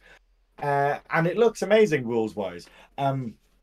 With races, there's a big problem. The big division, the big complaint at the moment is that Games Workshop have said the Warhammer Fantasy was the whole world. It was the whole planet where we had all these races. We had like even obscure ones that never got armor, like models like Cathay, which is the equivalent of China, or Nippon, which is the equivalent of Japan, where they have like big dragon monsters and stuff, and they have demons that work for them and Oni and stuff that are in the lore, but they never got like tabletop armies or rules. And then what they're doing for the old world is they're just focusing on one continent, which is the map that you have in the background. Yeah. So they're basically saying this army isn't on that map, so they won't be there. So they're going, "Hey, the Dark Elves, they're not on that map. They're not going to be in it." So what they're doing is they're basically going, "Hey, we're only focusing on these 9 armies. These 9 key armies, and then we're going to release rules, like one-time rules for the armies that aren't in it, so you can still play with them, but we're not going to be keeping them on." So as the game evolves and they bring out new high elf rules, they're not going to update Skaven. They're just going to go, "Hey, Skaven are gone now," you know. But and you they've can said still, that you're not allowed to play with them in. You're not allowed to play with them in official events. Yeah. Oh, okay. Right. It would just be this, like, the backlash online has been insane about this because they basically went, "Hey, you know Skaven? Have you been playing Vermintide and you're in love with like the idea of doing a crazy rat army? Yeah. You can't use them in official events, but here's PDF rules for them if you want to play with your mates." Yeah. But they are in Age of Sigmar still, and you're like, "Stop trying to push it. Stop trying to push it." And that's exactly it. It's like, stop trying to fucking push it. Like, you know, it's just... It's interesting though, because like it's weird. Like I've noticed this about like nerd groups, and it's not just like this kind of thing. Like people are very cautious of like playing like off official. So like Games Workshop, like you were saying, like, oh, it's not official, but there's plenty of people who don't really care about whether they're playing official. They just want to like get in the game. And like I think if more places were happy to run unofficial tournaments and stuff, like I think nerds could have a bit more fun. But I think everyone's very tied to the brands at the moment, and they're like, no, if it's not official, I can't acknowledge it. This is the really fascinating thing for me as someone who's like very interested in like the evolution of things and like, you know, sort of cultural relevance and whatnot. It's the idea of that. I wonder if this will be different from that. Because the whole point is Games Workshop killed off Warhammer Fantasy. They killed off, like, you know, the old world and all of this. And then the community came together to keep it alive. So what happened is, and also the reason they might be bringing back the old world is to get that slice of pie back, basically. Because what happened is they killed off the old world, and then loads of other miniature companies were like, "Oh, okay, well, we'll make the miniatures that they didn't. So they're like, oh, it's free reign now. We can just Yeah, make our own elf armies. And now, literally, I'm subscribed to a Patreon that do like entire army a month for hmm 3D printing, where they design an entire Warhammer army, like Cathay. Like, they yeah, never got yeah. Games Workshop models. They're Yeah. like, hey, here's a full army that you can just 3D print for like £10 a month. hmm And then you got people that came together to make the new rules. They went, hey, Cathay never got an army book. Here is a perfectly play tested and balanced army book in the exact format that Games Workshop used to release them in, with Yeah. our own custom artwork and stuff for it, and all of the lore that we've written ourselves based upon the novels and stuff. hmm That you can basically go and send off to get bound and printed and stuff. And that's been happening for the last 9 years. The game continued. hmm And the reason why the old world, in my opinion, is called the old world is because there was a ninth edition, but it was a fan edition. So they Oh, went eighth yeah. edition, and then ninth edition is the fan edition. And Games Workshop's put in this position of going, do we accept that the ninth edition happened without our consent and release the old world as 10th edition, or do Yeah. we give it a whole new name and go, hey, it's a different timeline? Is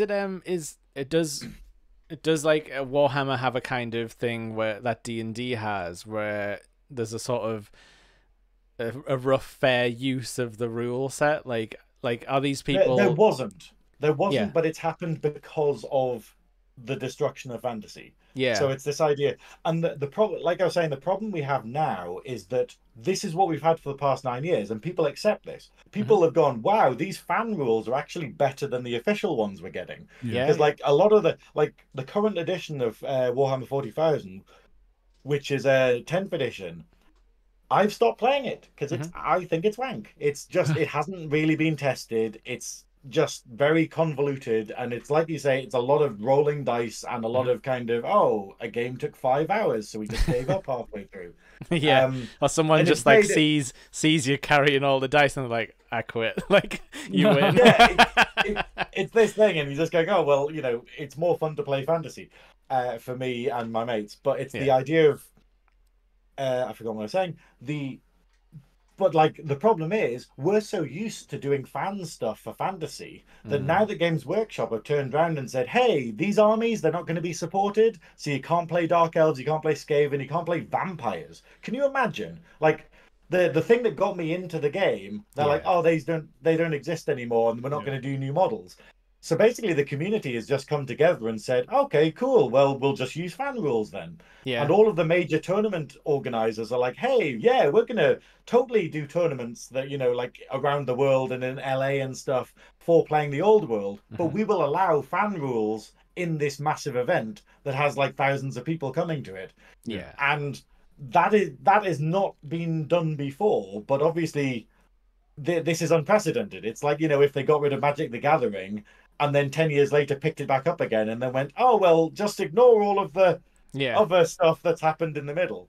So, and hopefully that's going to pressure Games Workshop to rethink, to go like, actually, maybe we do put Skaven back into it properly, or maybe in the next edition we widen the scope of the game to be the whole world if it's doing well, Yeah, because I feel like with tabletop stuff especially, it's so easy to be like, okay, we're gonna throw these guys aboard and we're gonna write like a cool book in like in this area that hasn't seen a lot of love for a while, but like it has the fans. Because like D&D do that occasionally, where they'll be like, oh, here's like, we've just wrote an entire magic school plot line because everyone loves Harry Potter, and Strixhaven is from like Magic the Gathering, I think, and it's like, and now you can like play your sort of wizard school fantasy. So like, and then that just bakes itself into like the rest of the game because you can use the spells and abilities, and I feel like that works really well with tabletop, where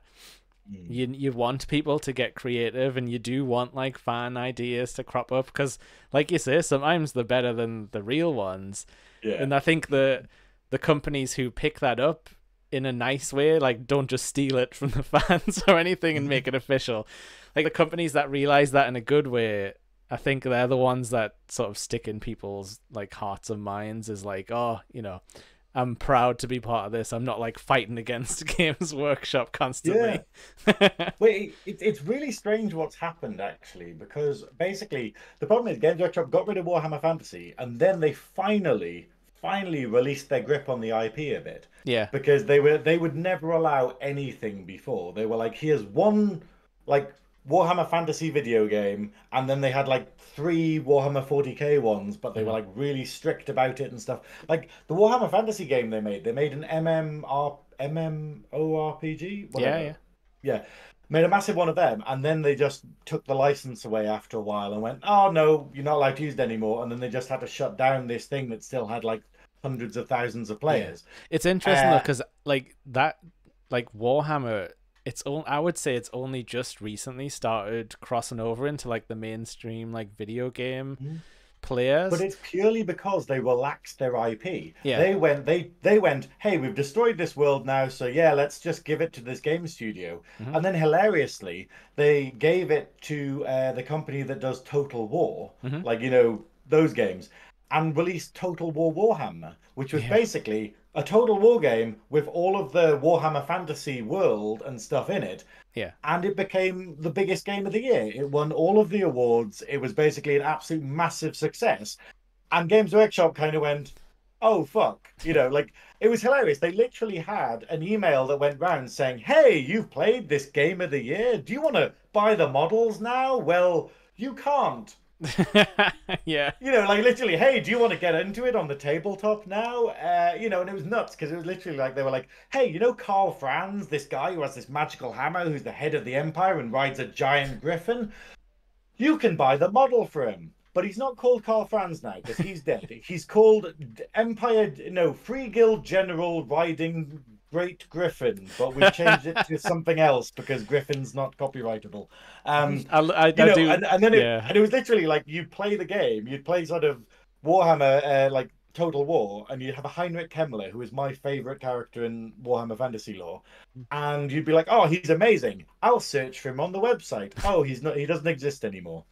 Okay, you know, or the hilarious thing is he did. You could still buy that model, but they didn't call him Heinrich Himmler anymore. They just called him Necromancer. So if you searched the website for him, you wouldn't find that model. Right. But I just remember that this email that went around basically going, hey, you've played the game, now buy the models, but there's only about 5 of them that you can still buy. We killed them. We're sorry. Yeah, we killed them a lot. And then obviously and then obviously they brought out like Total War, Warhammer 1, then 2, then 3. They brought out everything. They even brought out armies that had never been on the tabletop, like Cathay. Cathay and Kislev. Kislev is basically Russia, so it's all people riding polar bears and ice witches and stuff. Like basically Russia. But the hilarious thing was that with Cathay, this is just the craziest thing because it's so meta in a weird way that for Cathay, for the video game, in order to make them in the video game, they made a whole army book for them, and they made all the rules so you could play them in the 8th edition of the game, like the last one before they destroyed it. Yeah. In order to balance it within the video game, because that's how they've done everything. And to do that, they used the fan rules and the fan sort of like lore and stuff and the fan kind of designs to make the video game. You know, so it's this weird thing of going, oh, okay, so technically the fan stuff made it into the video game. Yeah. In that semi-canon, then makes it into the old world. So it's kind of, oh, okay, And did I don't know if you know, but did they actually have to reach out to the fans that made that and sort of give them credit, and pay them? I don't think they did. I mean, no, because it was dodgy legal ground. This is the frustrating thing about it. The corporate bullshit is basically about 6 months ago. I mean, might have been longer, but 6 months ago, Games Workshop literally did a whole cease and desist on the fan rules. They basically went, hey, you've been serving the community for like 9 years now, kind of thing. Everyone loves your stuff. You're now not allowed to do any of it. You have to take all of it down from the internet. Yeah. So it's, because it's like, hey, you're using some of our artwork and you're using some of the wording that is from our rule book because you didn't change that particular rule or whatnot. Yeah, it's because we have to. So because basically, it has to be the rules. they're like going, hey, we're taking this back now after like abandoning it, but it is just very annoying that they literally did all of this stuff that they wouldn't have done because they let their grip go, and then it became massively successful, and then they went, hey, we can't actually sell any models because of this, because it's like going, hey, do you love like Tomb Kings and like all of their like skeletal chariots and sort of like, big like stone constructs and stuff? Well, here's gold space marines for you that attack with lightning hammers. And I was and it promised just more this idea bones. of going, oh well, missed the boat there, Yeah. And see, that's also a factor of them bringing the old world back, is to kind of go, oh, it wasn't the setting and the lore at all. It was just, money, and we expected it to do as well as the behemoth of 40K. Yeah. It is so interesting just seeing how like game companies like CEOs work, and it's like just have a quick chat with the fans, like not every fan, but just get a quick like overview and be like, what are people like looking for here, like that's why, so like tabletop is very like at the moment D&D 5th edition focused. And it's very hard to get people astray from that. But like, if you just take like a little peek outside on like itch.io at the like the independent games people are making, they're so interesting and stuff, but it's just so hard to like get people to play them and to get the big companies to change anything, like, because they're like, oh, we've done our rule set, it's perfect, and everyone's like, but yet you see every fan base like twisting 5e rules to fit like different sort of like settings, and it's like, you could just find another game, or like, D&D could just help out a little bit, but no, people are like sort of stuck. It's very strange. The rules is the rules. I think it's just, there's a level of distrust, I think, like, and this is the weird thing where there's a kind of, but like for Warhammer, it's like, but Games Workshop know all the things, they know all the things, so we have to trust that they do things better. So, and like, this is a weird thing, like, we've got it where when someone makes fan rules for Warhammer, like we talk about the Warhammer Armies project, we talk about like the Ninth Age, which was basically another ninth edition that is very popular in Europe but not that popular in the UK. But basically, like, when you create a new unit and you go, hey, I've created this special character and he works like this or whatever, there's an innate kind of, you're going to make him super powerful so that you win the game and stuff. And you're like, no, I've given him balance, I've given him flaws and stuff like that, but they won't, they won't trust you. They'll be like, and if you do win the battle using him, then you're just like, that's because you fucking cheated because you made your fan rules and stuff. I think it's this idea of trusting the other, trusting the big faceless other to do the thing. It's like people believing in God, I guess, being sort of like, God did that and we can't question him, but if a man did it, he'd do it to his own benefit, An emperor not did the guy it who drowned the fucking world. But, what about an emperor who is like a god? You must worship. Exactly. And what about his 50 identical clone sons or whatever? I can't even pick it. Like, in research for this, because I thought we were going to talk a lot more about 40K than I'm probably comfortable talking about. I mean, we don't know. I went down YouTube rabbit holes, and I was just like, what the fuck is going on with this? Like, what the fuck is, because it just literally, like, we had it where the emperor kind of gets killed, but his soul is still lingering on, and so he's basically he's kept alive, fragile, through a thing called the Golden Throne that keeps him like permanently like alive. But now the lore is actually he's trapped by the Golden Throne, and that if they turned the machine off, he'd regenerate back to his like standard self. So there's a conspiracy where the people are trying to keep God captured so he doesn't do all of this stuff, but then there's some people who know about it and there's some people who don't know about it, so there's factions vying to try and get to him to turn off the Golden Throne, but then they realized that if they did wake him back up, he'd be so angry he'd destroy the entire universe. And he's sitting there being like,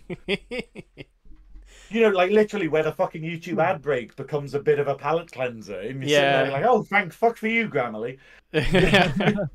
Please talk about better health for a second. I need it now. But I think me and Adam did it best with 40k, where we just jumped into Darktide, and then I watched like a few lore videos and stuff, and I'm like, but my interest kind of stopped at like our hyperspace is us going through hell portals, and I'm kind of like, cool, you get on with that. And we drive massive cathedrals through space like they're our capital ships. And it's like, this is like, it's simultaneously like the most metal thing I've ever heard of, but also like the lamest thing also. Like it's as if like a 14-year-old like drew it, like, the church is so evil, man. Like, they're gonna bulldoze and destroy a world with their flying church. I can't even defend it. I can't even like, when you're saying this is something a 14-year-old would come up with. It's like, but they probably did though, didn't they? Because I'm guessing the game designers were probably making this in like the late teens and stuff. Because that's usually how these like massive like projects start. It's some like a few metalheads get together and make like Doom, and then suddenly like the world is changed. Like the heart of Games Workshop when it first started is just metalheads. Like metalheads just be like, this what would be fucking badass. This, you know. How about and by the way, the church, it runs on blood. It really is as well. It's like, we got noise marines and they fight with sonic guitars. You know. And what? Oh, you know, like when we were playing that game, Adam. Like what? Like we just took it at face value, but they were like, upload this into the servo skull, and it was just like a skull flying around with like a little jetpack. It was great. I think the thing about 40k is quite wonderful because like the whole setting, is after the apocalypse. So there is an event in the timeline called the Horus Heresy, and it's basically, it ends with the Emperor dying. Yeah. So the Emperor dies, but then for some reason, and this is very badly described just through about 50 novels, you know, so it's still very vague despite fuck tons of pages. Is basically like somehow the technology went away and everyone just kind of forgot how everything worked. So it means that everything is remnants of this ancient mega culture. And nobody quite knows how to fix any of it. So they just find stuff and just be like, oh, okay, well, we have this gun, but it's the only one we have and we can't repair it. And we have this ship, but it's half of it doesn't work. Is it like how they've got this like one gun and it becomes a sort of like a relic in a way, even though it's technology? They worship the technology. It's literally, it's like this idea of like, you know, Jesus is like, you know foreskin or something, if that was like a, you know, like a holy relic where someone's like, oh, I possess the foreskin. As if it was Jesus' like laser rifle. That's it, you know. And it has crazy stuff where they have like this religious blessing of weapons and stuff where they're just like, you know, like we joke about the holy hand grenade from Monty Python, but it's basically that. It's basically the idea of, oh, let my bolter shells run through in this battle. I think I did that at the end of our like play session. I think I went to like some guy who gave me like a buff on my axe, and it's like he blessed it with more killing power. But that's kind of the wonderful thing about it. It's this idea of just going, how surreal this is, that you've got these mad like nutters who have turned technology into a religion. Everything is kind of falling apart and they're kind of gaffer taping it back together again while trying to fight against every other entity in the galaxy wanting to destroy them. And like you were saying it's like after an apocalypse, like but they also like the way they write it, the vibe is that there's just nowhere for normal humans to live like nicely, like everything sucks. It is. But this is why 40k is called grimdark. Like where they created a term for it called grimdark, which basically is this dystopia of the future where they're just going, oh, you're an orc, life will be hell. Oh, you're an Imperial Guard, life is a hell. You know, it's like, oh, you're a Life space is marine. hell. Yeah. Life is just constant war, and you can't have sex because hilariously all space marines are sterile. So you're just going like, so you're telling me that my entire perfectly painted army of blood angels are virgins? Yeah. You know, then they'll be like, wow, no wonder you gravitated towards these, Dave. Christ. No wonder you have a giant chainsaw and feel the need to jam it into Yeah, people. that's it. Oh, I have to stick this in someone. You just go, oh, overcompensation, are you, Dave? But you know, But yeah, like I've heard it is it. very much this idea. I've heard it described as well as like, you know, because we would like obviously like a lot of the story themes are like, you know, over like fascism, like taken to like the ultimate like apex. Yeah. But like I've seen Uber people fascism. yeah, I've seen people say that it's sort of refreshing in a way because like everyone is evil, so you can sort of tell stories in that kind of with that mindset of like, well, if my sort of in my headcanon, if my army's doing this, like they're the only good ones, sort of thing, like, and everyone else sucks. this is what's hilarious about 40k is that there are no good guys. Yeah, like it's literally everyone, and it's are those yellow space marines good, but everyone hates them? Did I hear that somewhere in some video? it's an odd one because the problem is that basically like the Space Marines are basically a fascist regime where they basically what they do is in order to protect everything, and you know, parallels to Nazi Germany, but in order to sort of protect their identity and protect what they hold dear, they have to just do everything with an iron fist and basically rule over things. Like to keep the emperor alive, they have to sacrifice about 40,000 psychic people a day.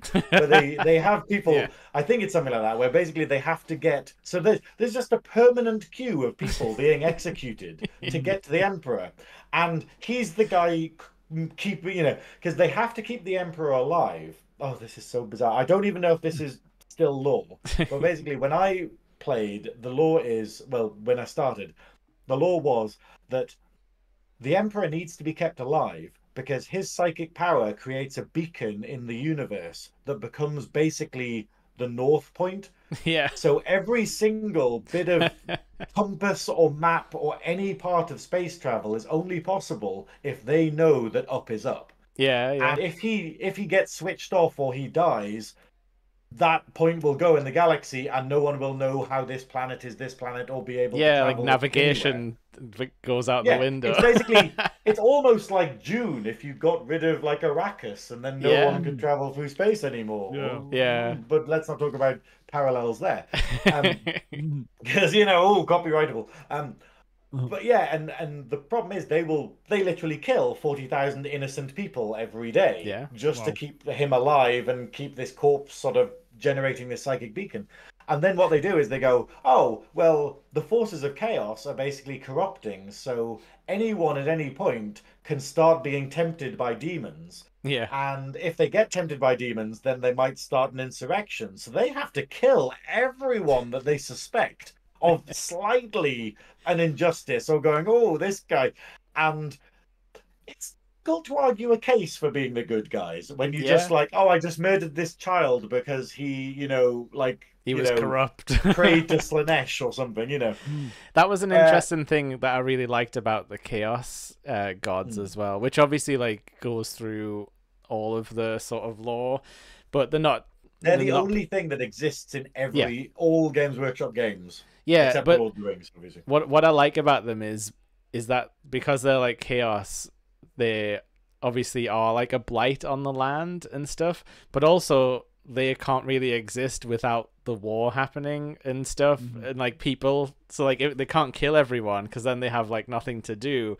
It's this kind of weird push and pull cycle that they get in. I did like that idea. Yeah. Where it's like, you know, they can't just wipe out all of the humanity. They have to keep the chaos rolling and sort of like It's fun. It's fun to think And about. it is. It's this crazy thing of basically like they want to destroy everything. It's the whole like the Joker's metaphor from the Yeah. Dark Knight, where it's like Yeah. you're a dog chasing a car, but you don't know what you do with it when you get to it. Yeah, you And can't that's you can't why- actually kill Batman because then why is he doing anything anymore? Yeah. And it's this whole thing, and it's obviously like why the war when the Chaos Gods destroy the Warhammer world and bring about Age of Sigmar, they're like, oh well, time to move on to another planet and just have another crazy game kind of thing. Yeah. And then obviously they come back when they go, oh, what's this? Or like, this or could be a fun they're thing. probably happy. They're like, oh look, our favorite playthings are back. Like we're Yeah, we're that's doing it. this Like, oh, again. well.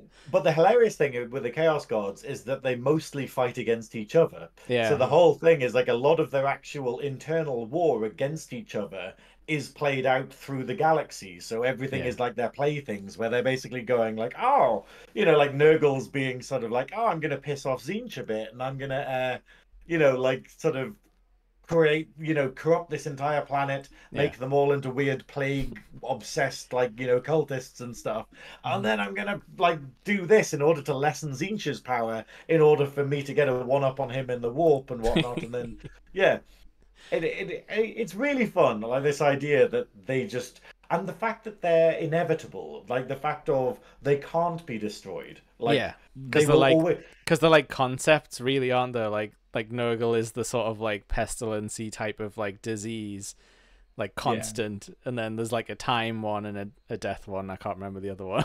Well, it's basically Nurgle represents Nurgle bizarrely represents life and permanence. Yeah. So the idea of things rotting and being born into life and stuff, Yeah, like like the flowers cycle. blooming and then wilting and then dying. This cycle, this normality. So basically Nurgle represents time working perfectly, like everything being the way it should be. Mhm. Whereas Tzeentch, who's his opposite, represents magic and knowledge and changing things, not things not running properly, like bringing the dead back to life, bringing sort of like going, hey, you think that's how gravity works? Fuck you, And then you have like then you have like Slaanesh, who represents hedonism and it's like sex emotion, and violence, and it's like all like emotions. pain. That's it. Pain. He's basically like sort of like Hellraiser themes and stuff like that. Like all of basically the 7 deadly sins are what Slaanesh represents. Like all of those like facets of ourselves. And then you have Khorne, who just wants to kill, but hates the idea of disorder. Hates the idea of like, enjoying yourself. Like it's literally just like, no, get up and kill everyone. And you have to be the best at what you do. You have to have martial prowess, and you have to have rules. You have to have, you have to do war this way, and you have to sort of, kill loads of people, and you can't have feelings, and you can't play around with magic like some bloody sissy. And obviously him and Slaanesh hate each other because Slaanesh is like, hey, chill, just have sex with loads of people and then take loads of drugs, and then So you've got to do all that and not enjoy it, but be the best at it. But this is the thing. It's like literally this idea of like Khornates just being like crazy nutters who, and then hilariously, it's old lore, so it's not really accepted nowadays. But like the fans accept it. Is that there's loads of Chaos Gods, but they're like very minor, like little. How in the Hercules Disney movie where it's got like Panic and. What is it? Where they're tiny little guys compared to sort of Pain guys, and but they Panic. exist.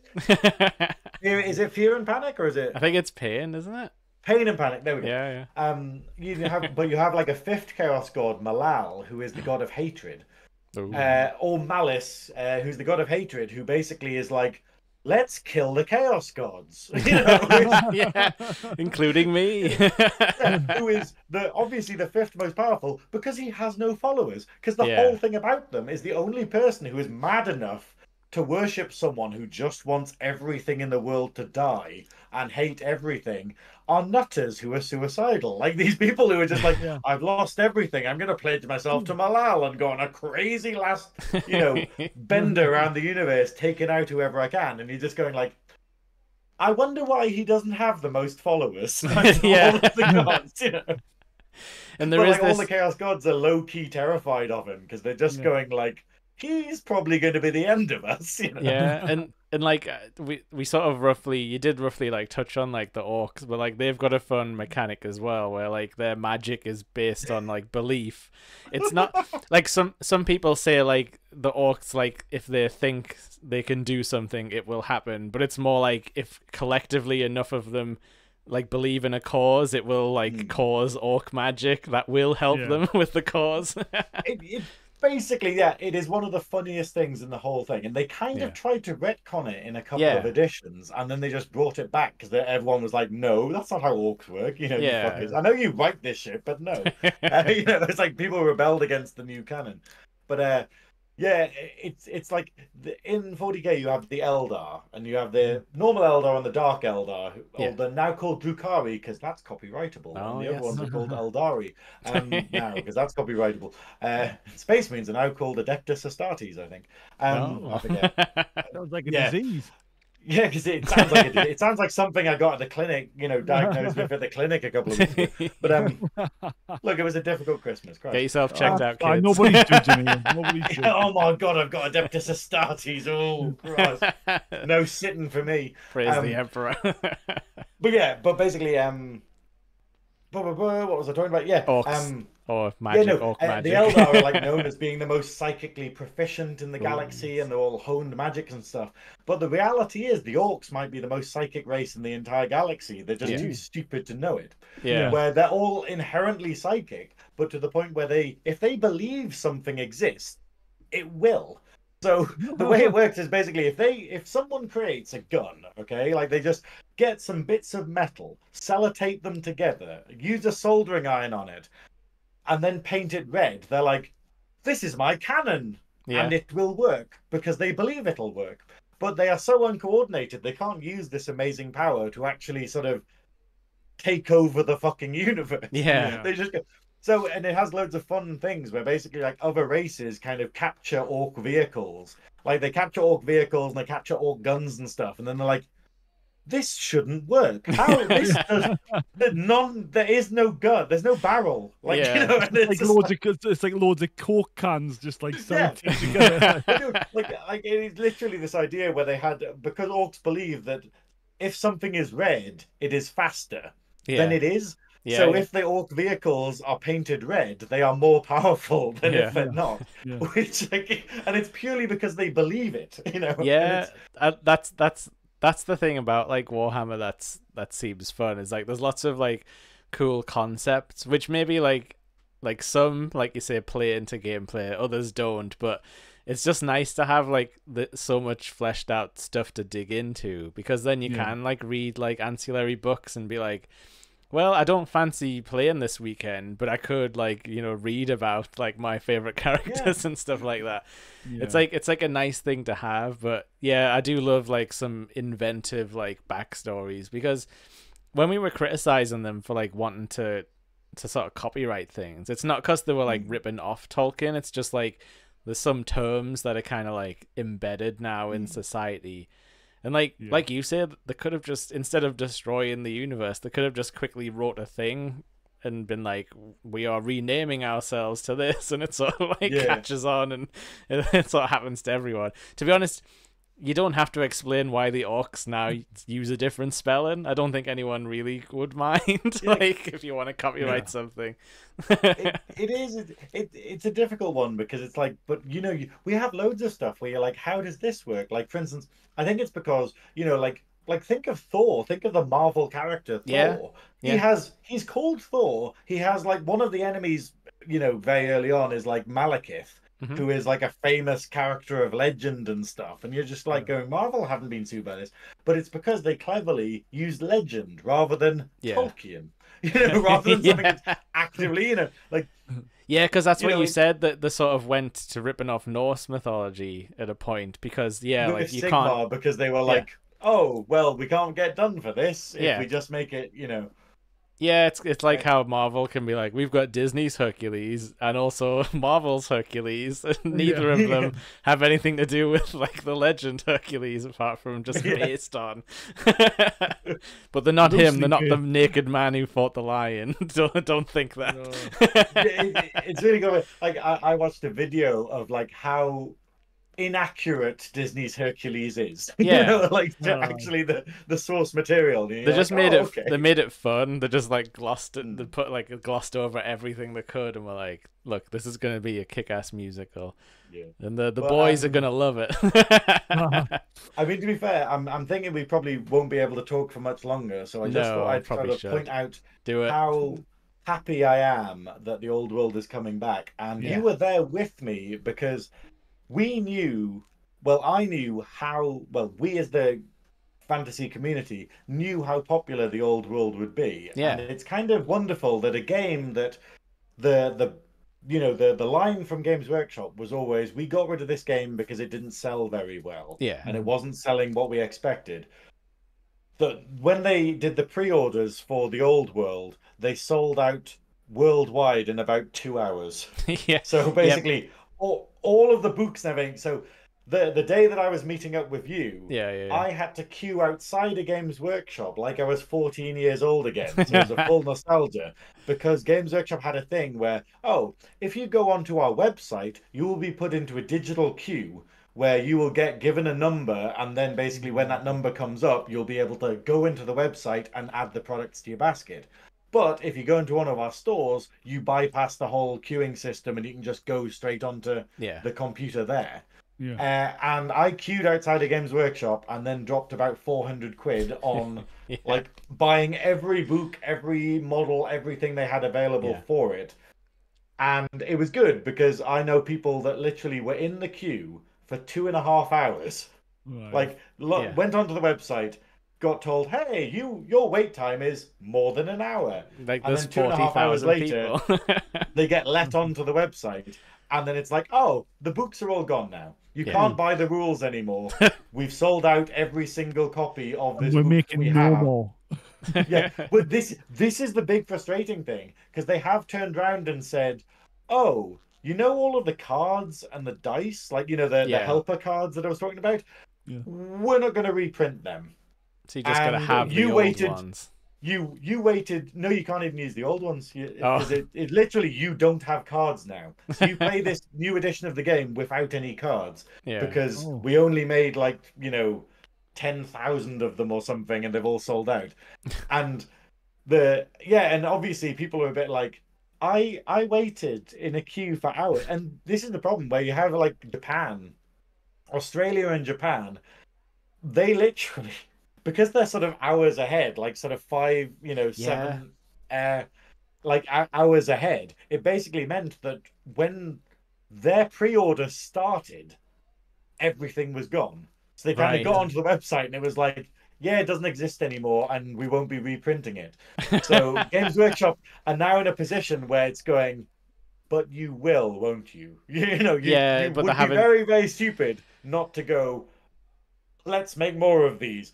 Yeah, it's like distribution stuff's in a really weird spot with like games and sort of like nerd stuff. Like, everyone seems to be erring on the side of don't print enough, and it's like, well, yeah, that's fun because you get to tell like your stockholders like, we sold out every store in the entire world, and it's like, but you could have sold more because it's sold out for a reason.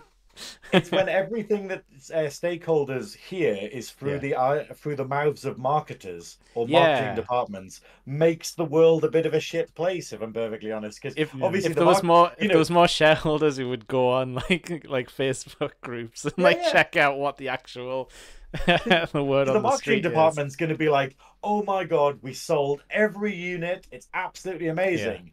And they're not mentioning the bit where it's like, if we made more, we could have sold far more copies, and we've pissed loads of people off because we didn't make enough. Yeah, that's the thing in it. Like, they never take into the account the part where you piss people off, because there's definitely been like Pokemon card stuff where I just haven't been able to get, and it's like, okay, I guess I just give up on that now, and like, that's it. I'll spend my money somewhere else this weekend.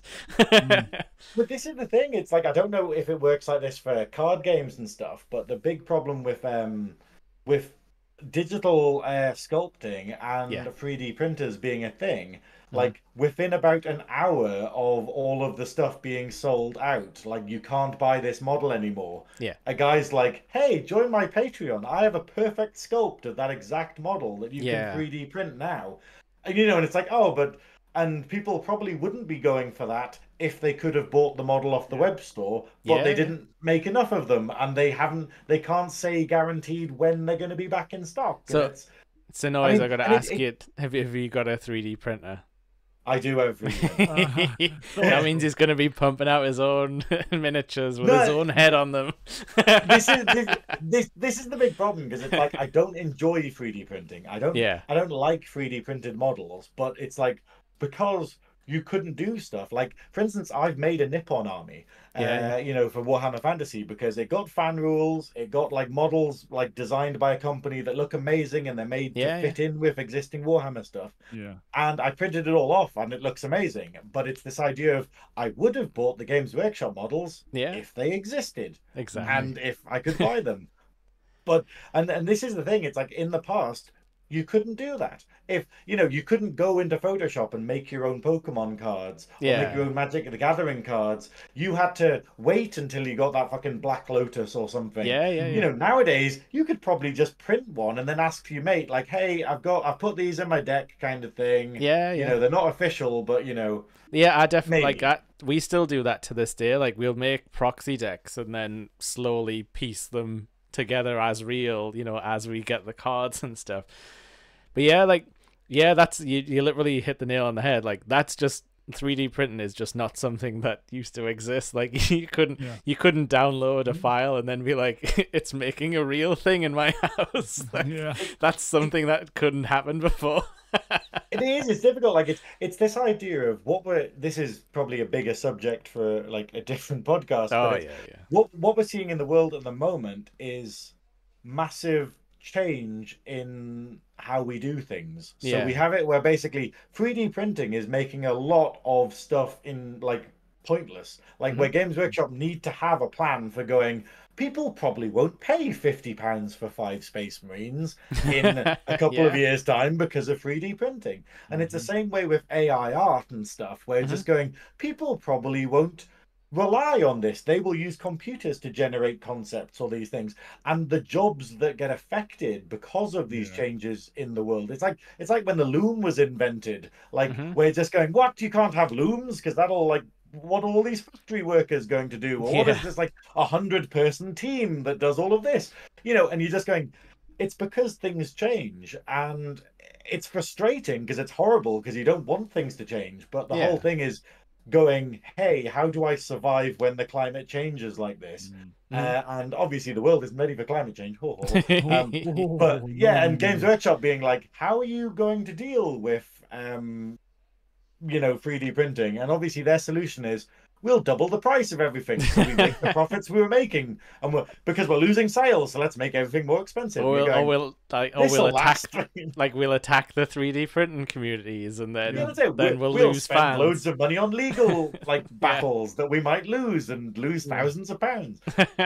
Yeah, because that's the thing. I think that's why Age of Sigmar happened, and they changed the copyright stuff, because Games Workshop took people like sculptors to court and lost. They lost thousands because they were like, we can't prove that we own elves. We can't prove that we own Space Marines because they're just space guys in armor. Yeah, it turns out every sci-fi has a version almost. Like because someone is just going to point at something else from the 50s and be like, hey, look, this sci-fi, Arthur C. Clarke had designed these guys then, it's like, and that would have been what informed, 40K when it was created, That's the thing, isn't it? There's like, that's the big argument with like AI stuff at the moment, is like, people will go like, oh, it's no different from me or you being influenced by something. And it's like, well, the difference is like I'm grown up watching things. I'm not having like the exact files loaded into my head and I can't recreate them in the exact fashion.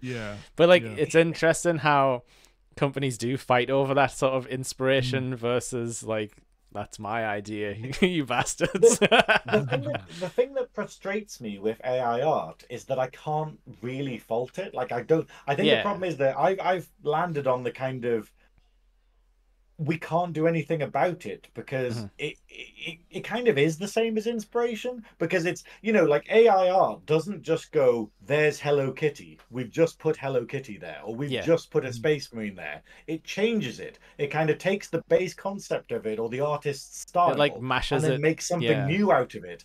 And that's the same as someone going, I'm going to try and draw a bit like Picasso. Like, you're not drawing an exact replica of Picasso, but the problem becomes that it's not a case of, are you stealing art, you know, because, you know, that'd be like going, oh, you're inspired by sort of Lovecraft in your writing. Well, now you need to. Well, that's a bad example. You pay the corpse of look, Lovecraft. but, you know, you were inspired by the art style of Disney's Hercules, and that's what the art you're selling.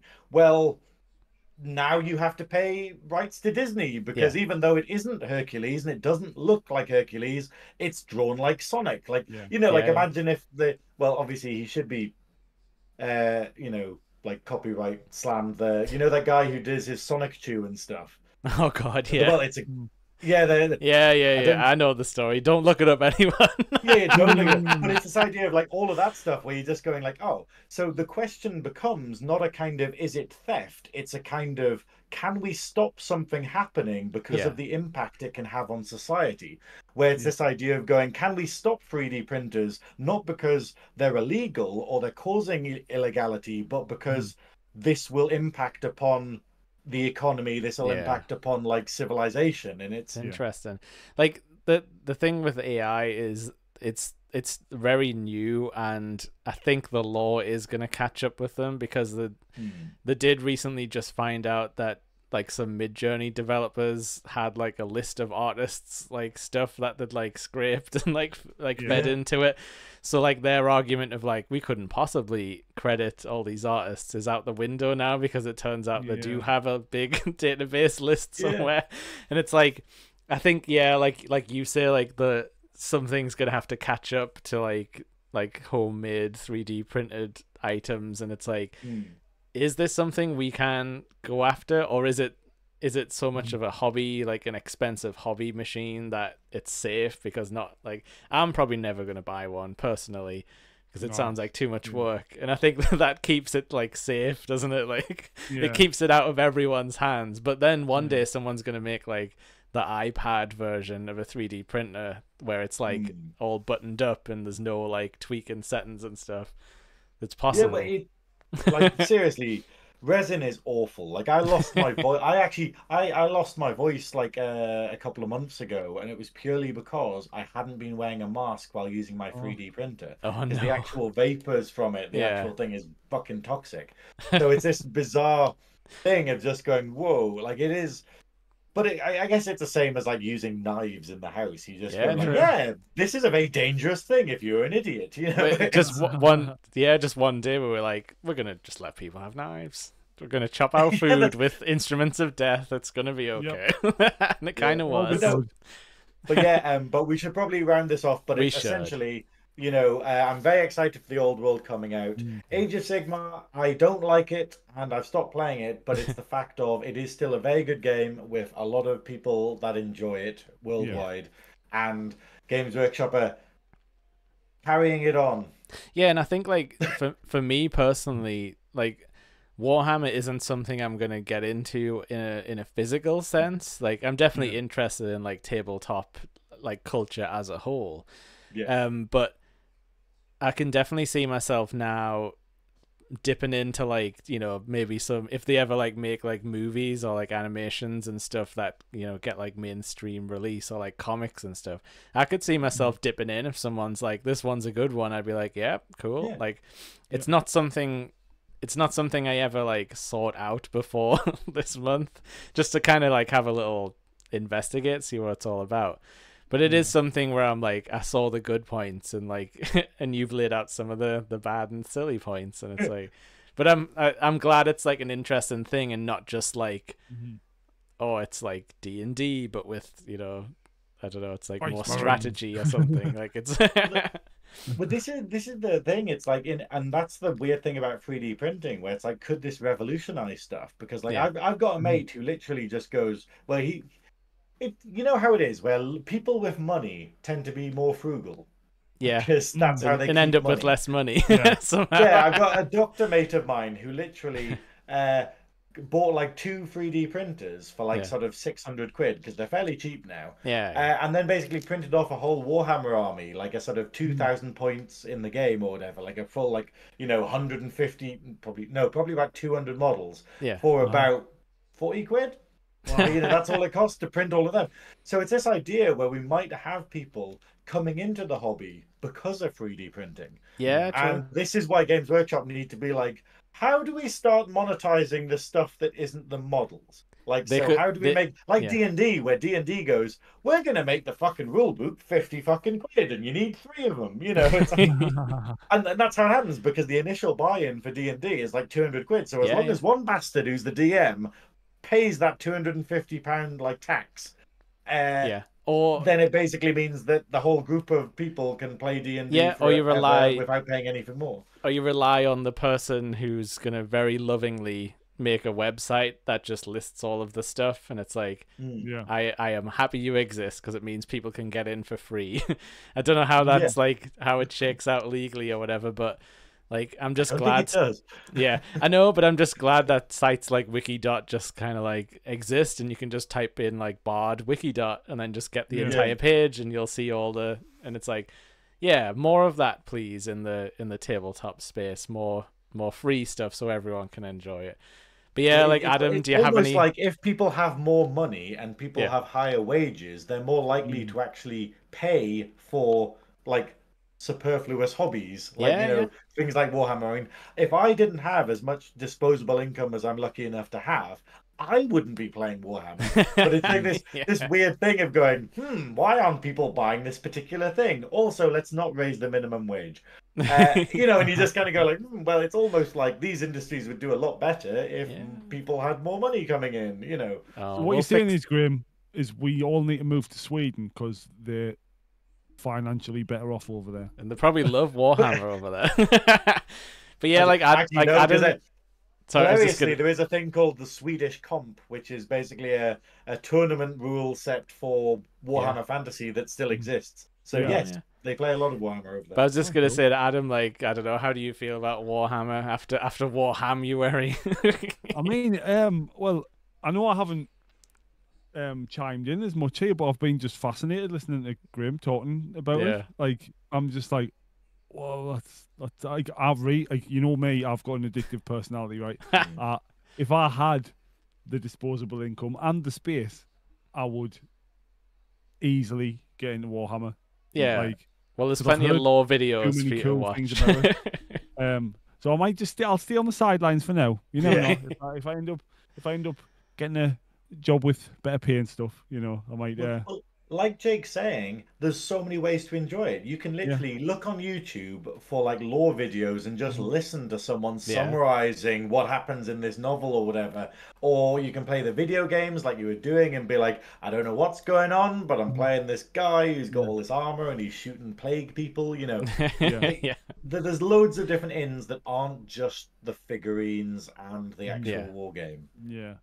And not a lot of tabletop has that. It's usually like tabletop or Get Out. Yeah. So it's fun. Yeah. But I guess this has gotten so big it needs all that extra stuff because it just eventually spills out. Like how there's D&D movies from time to time, and this last one was good, but the one before that wasn't so good. Well, you had Richard O'Brien in. Fuck you. But yeah, I think we're gonna wrap this one up then. I think Warham-UARY's over.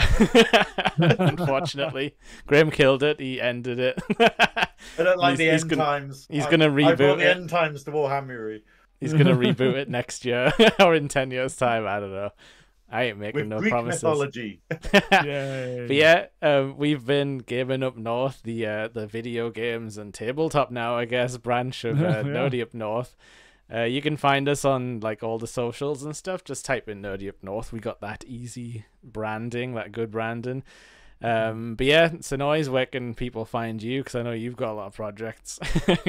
In the bins outside of Tesco, looking for I can scraps of use Mowrams I that can are us apple this as a flavoured. Skaven. Yeah, that's it.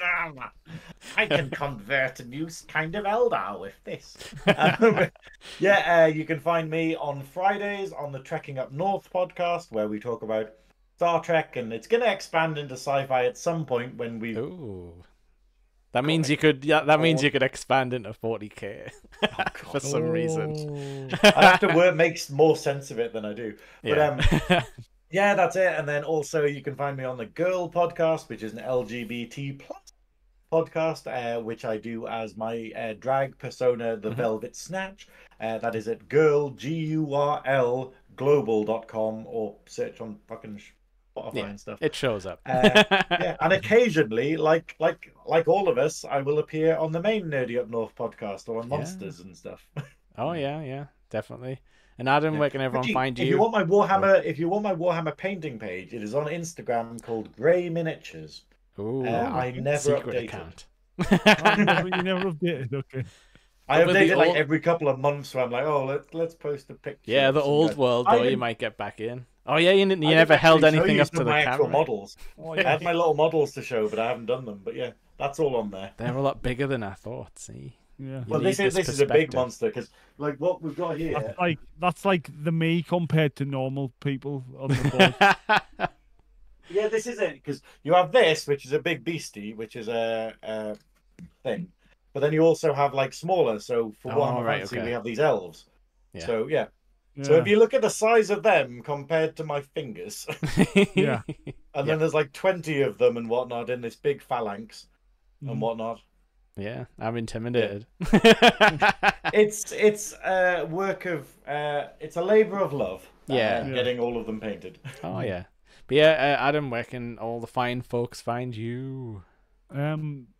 Here every Monday, obviously. Yeah. But they can find me on TikTok at Adam Ashbridge Music, on Instagram at Adam Ashbridge Music, and also Facebook page, which I haven't updated for a while because I've been going through a bit of mental stuff, you know. Hush, hush, wish, that's also no hush, wish, wish. But that's also Adam Ashbridge Music, because I'm so original and like fetch. You gotta have something that people can just search that makes sense. Yeah, nice. Yeah, and also I did I do the theme tunes for everything, because like I've write the theme tune, sing the theme. He's got the monopoly on the music. And I did the music for this episode, which was just I totally pulled out of my arse last night. It was good. I listened to it about 12 times while I was setting up, and it was catchy every time. Yeah. I'm shocked you did that so quickly. Like I'm so envious of your musical prowess that you're just like, oh, I'll just make up this song and get it mastered and finished in like a day. And I'm just like, I've been working on an album for 2 fucking years now, you know, because I can't get happy with anything. You know?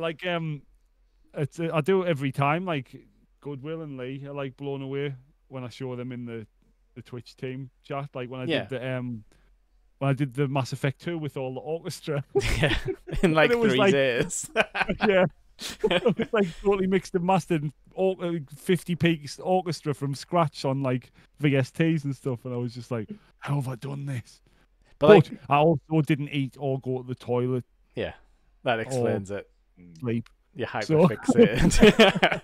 But like we do keep threatening to put out an album, but then we keep on making new songs, so we need to find a cut-off point where we can like put a Bandcamp package together and send it out. Like little anthologies or whatever, you know. Yeah, we should do a volume 1 type of thing, so people can just have it on their player of choice. They don't have to load up the videos to get the secret tracks. There must be about 12 or 13 tracks now, including the other tracks I've done for Nerdy Up North. Yeah, we'll do it. We'll do it one day. Get it out. Get it. But yeah, I didn't think I'd be saying that to you today, Adam. But you know, get it out and then release that album. It took you 2.5 hours to say it. New record. I quite am proud of my self-control during this. Yeah, exactly. I haven't even said you can climb inside, move up your shoes on, Adam. Thankfully, I haven't said that. You have to wipe my feet before I go in. No, for you, no. But yeah, thanks. You rocks. Thanks for people in the chat who stuck with us as well. I know we didn't get time to like acknowledge you much, but we saw you were there, and thank you. But yeah, we're gonna sign off. I'm not gonna raid to anyone because it's late. But yeah, thank you so much. We love you as always, and we'll be back next week with more Gaming Up North. Something, who knows what. Goodbye. Yeah. Goodbye. What happens?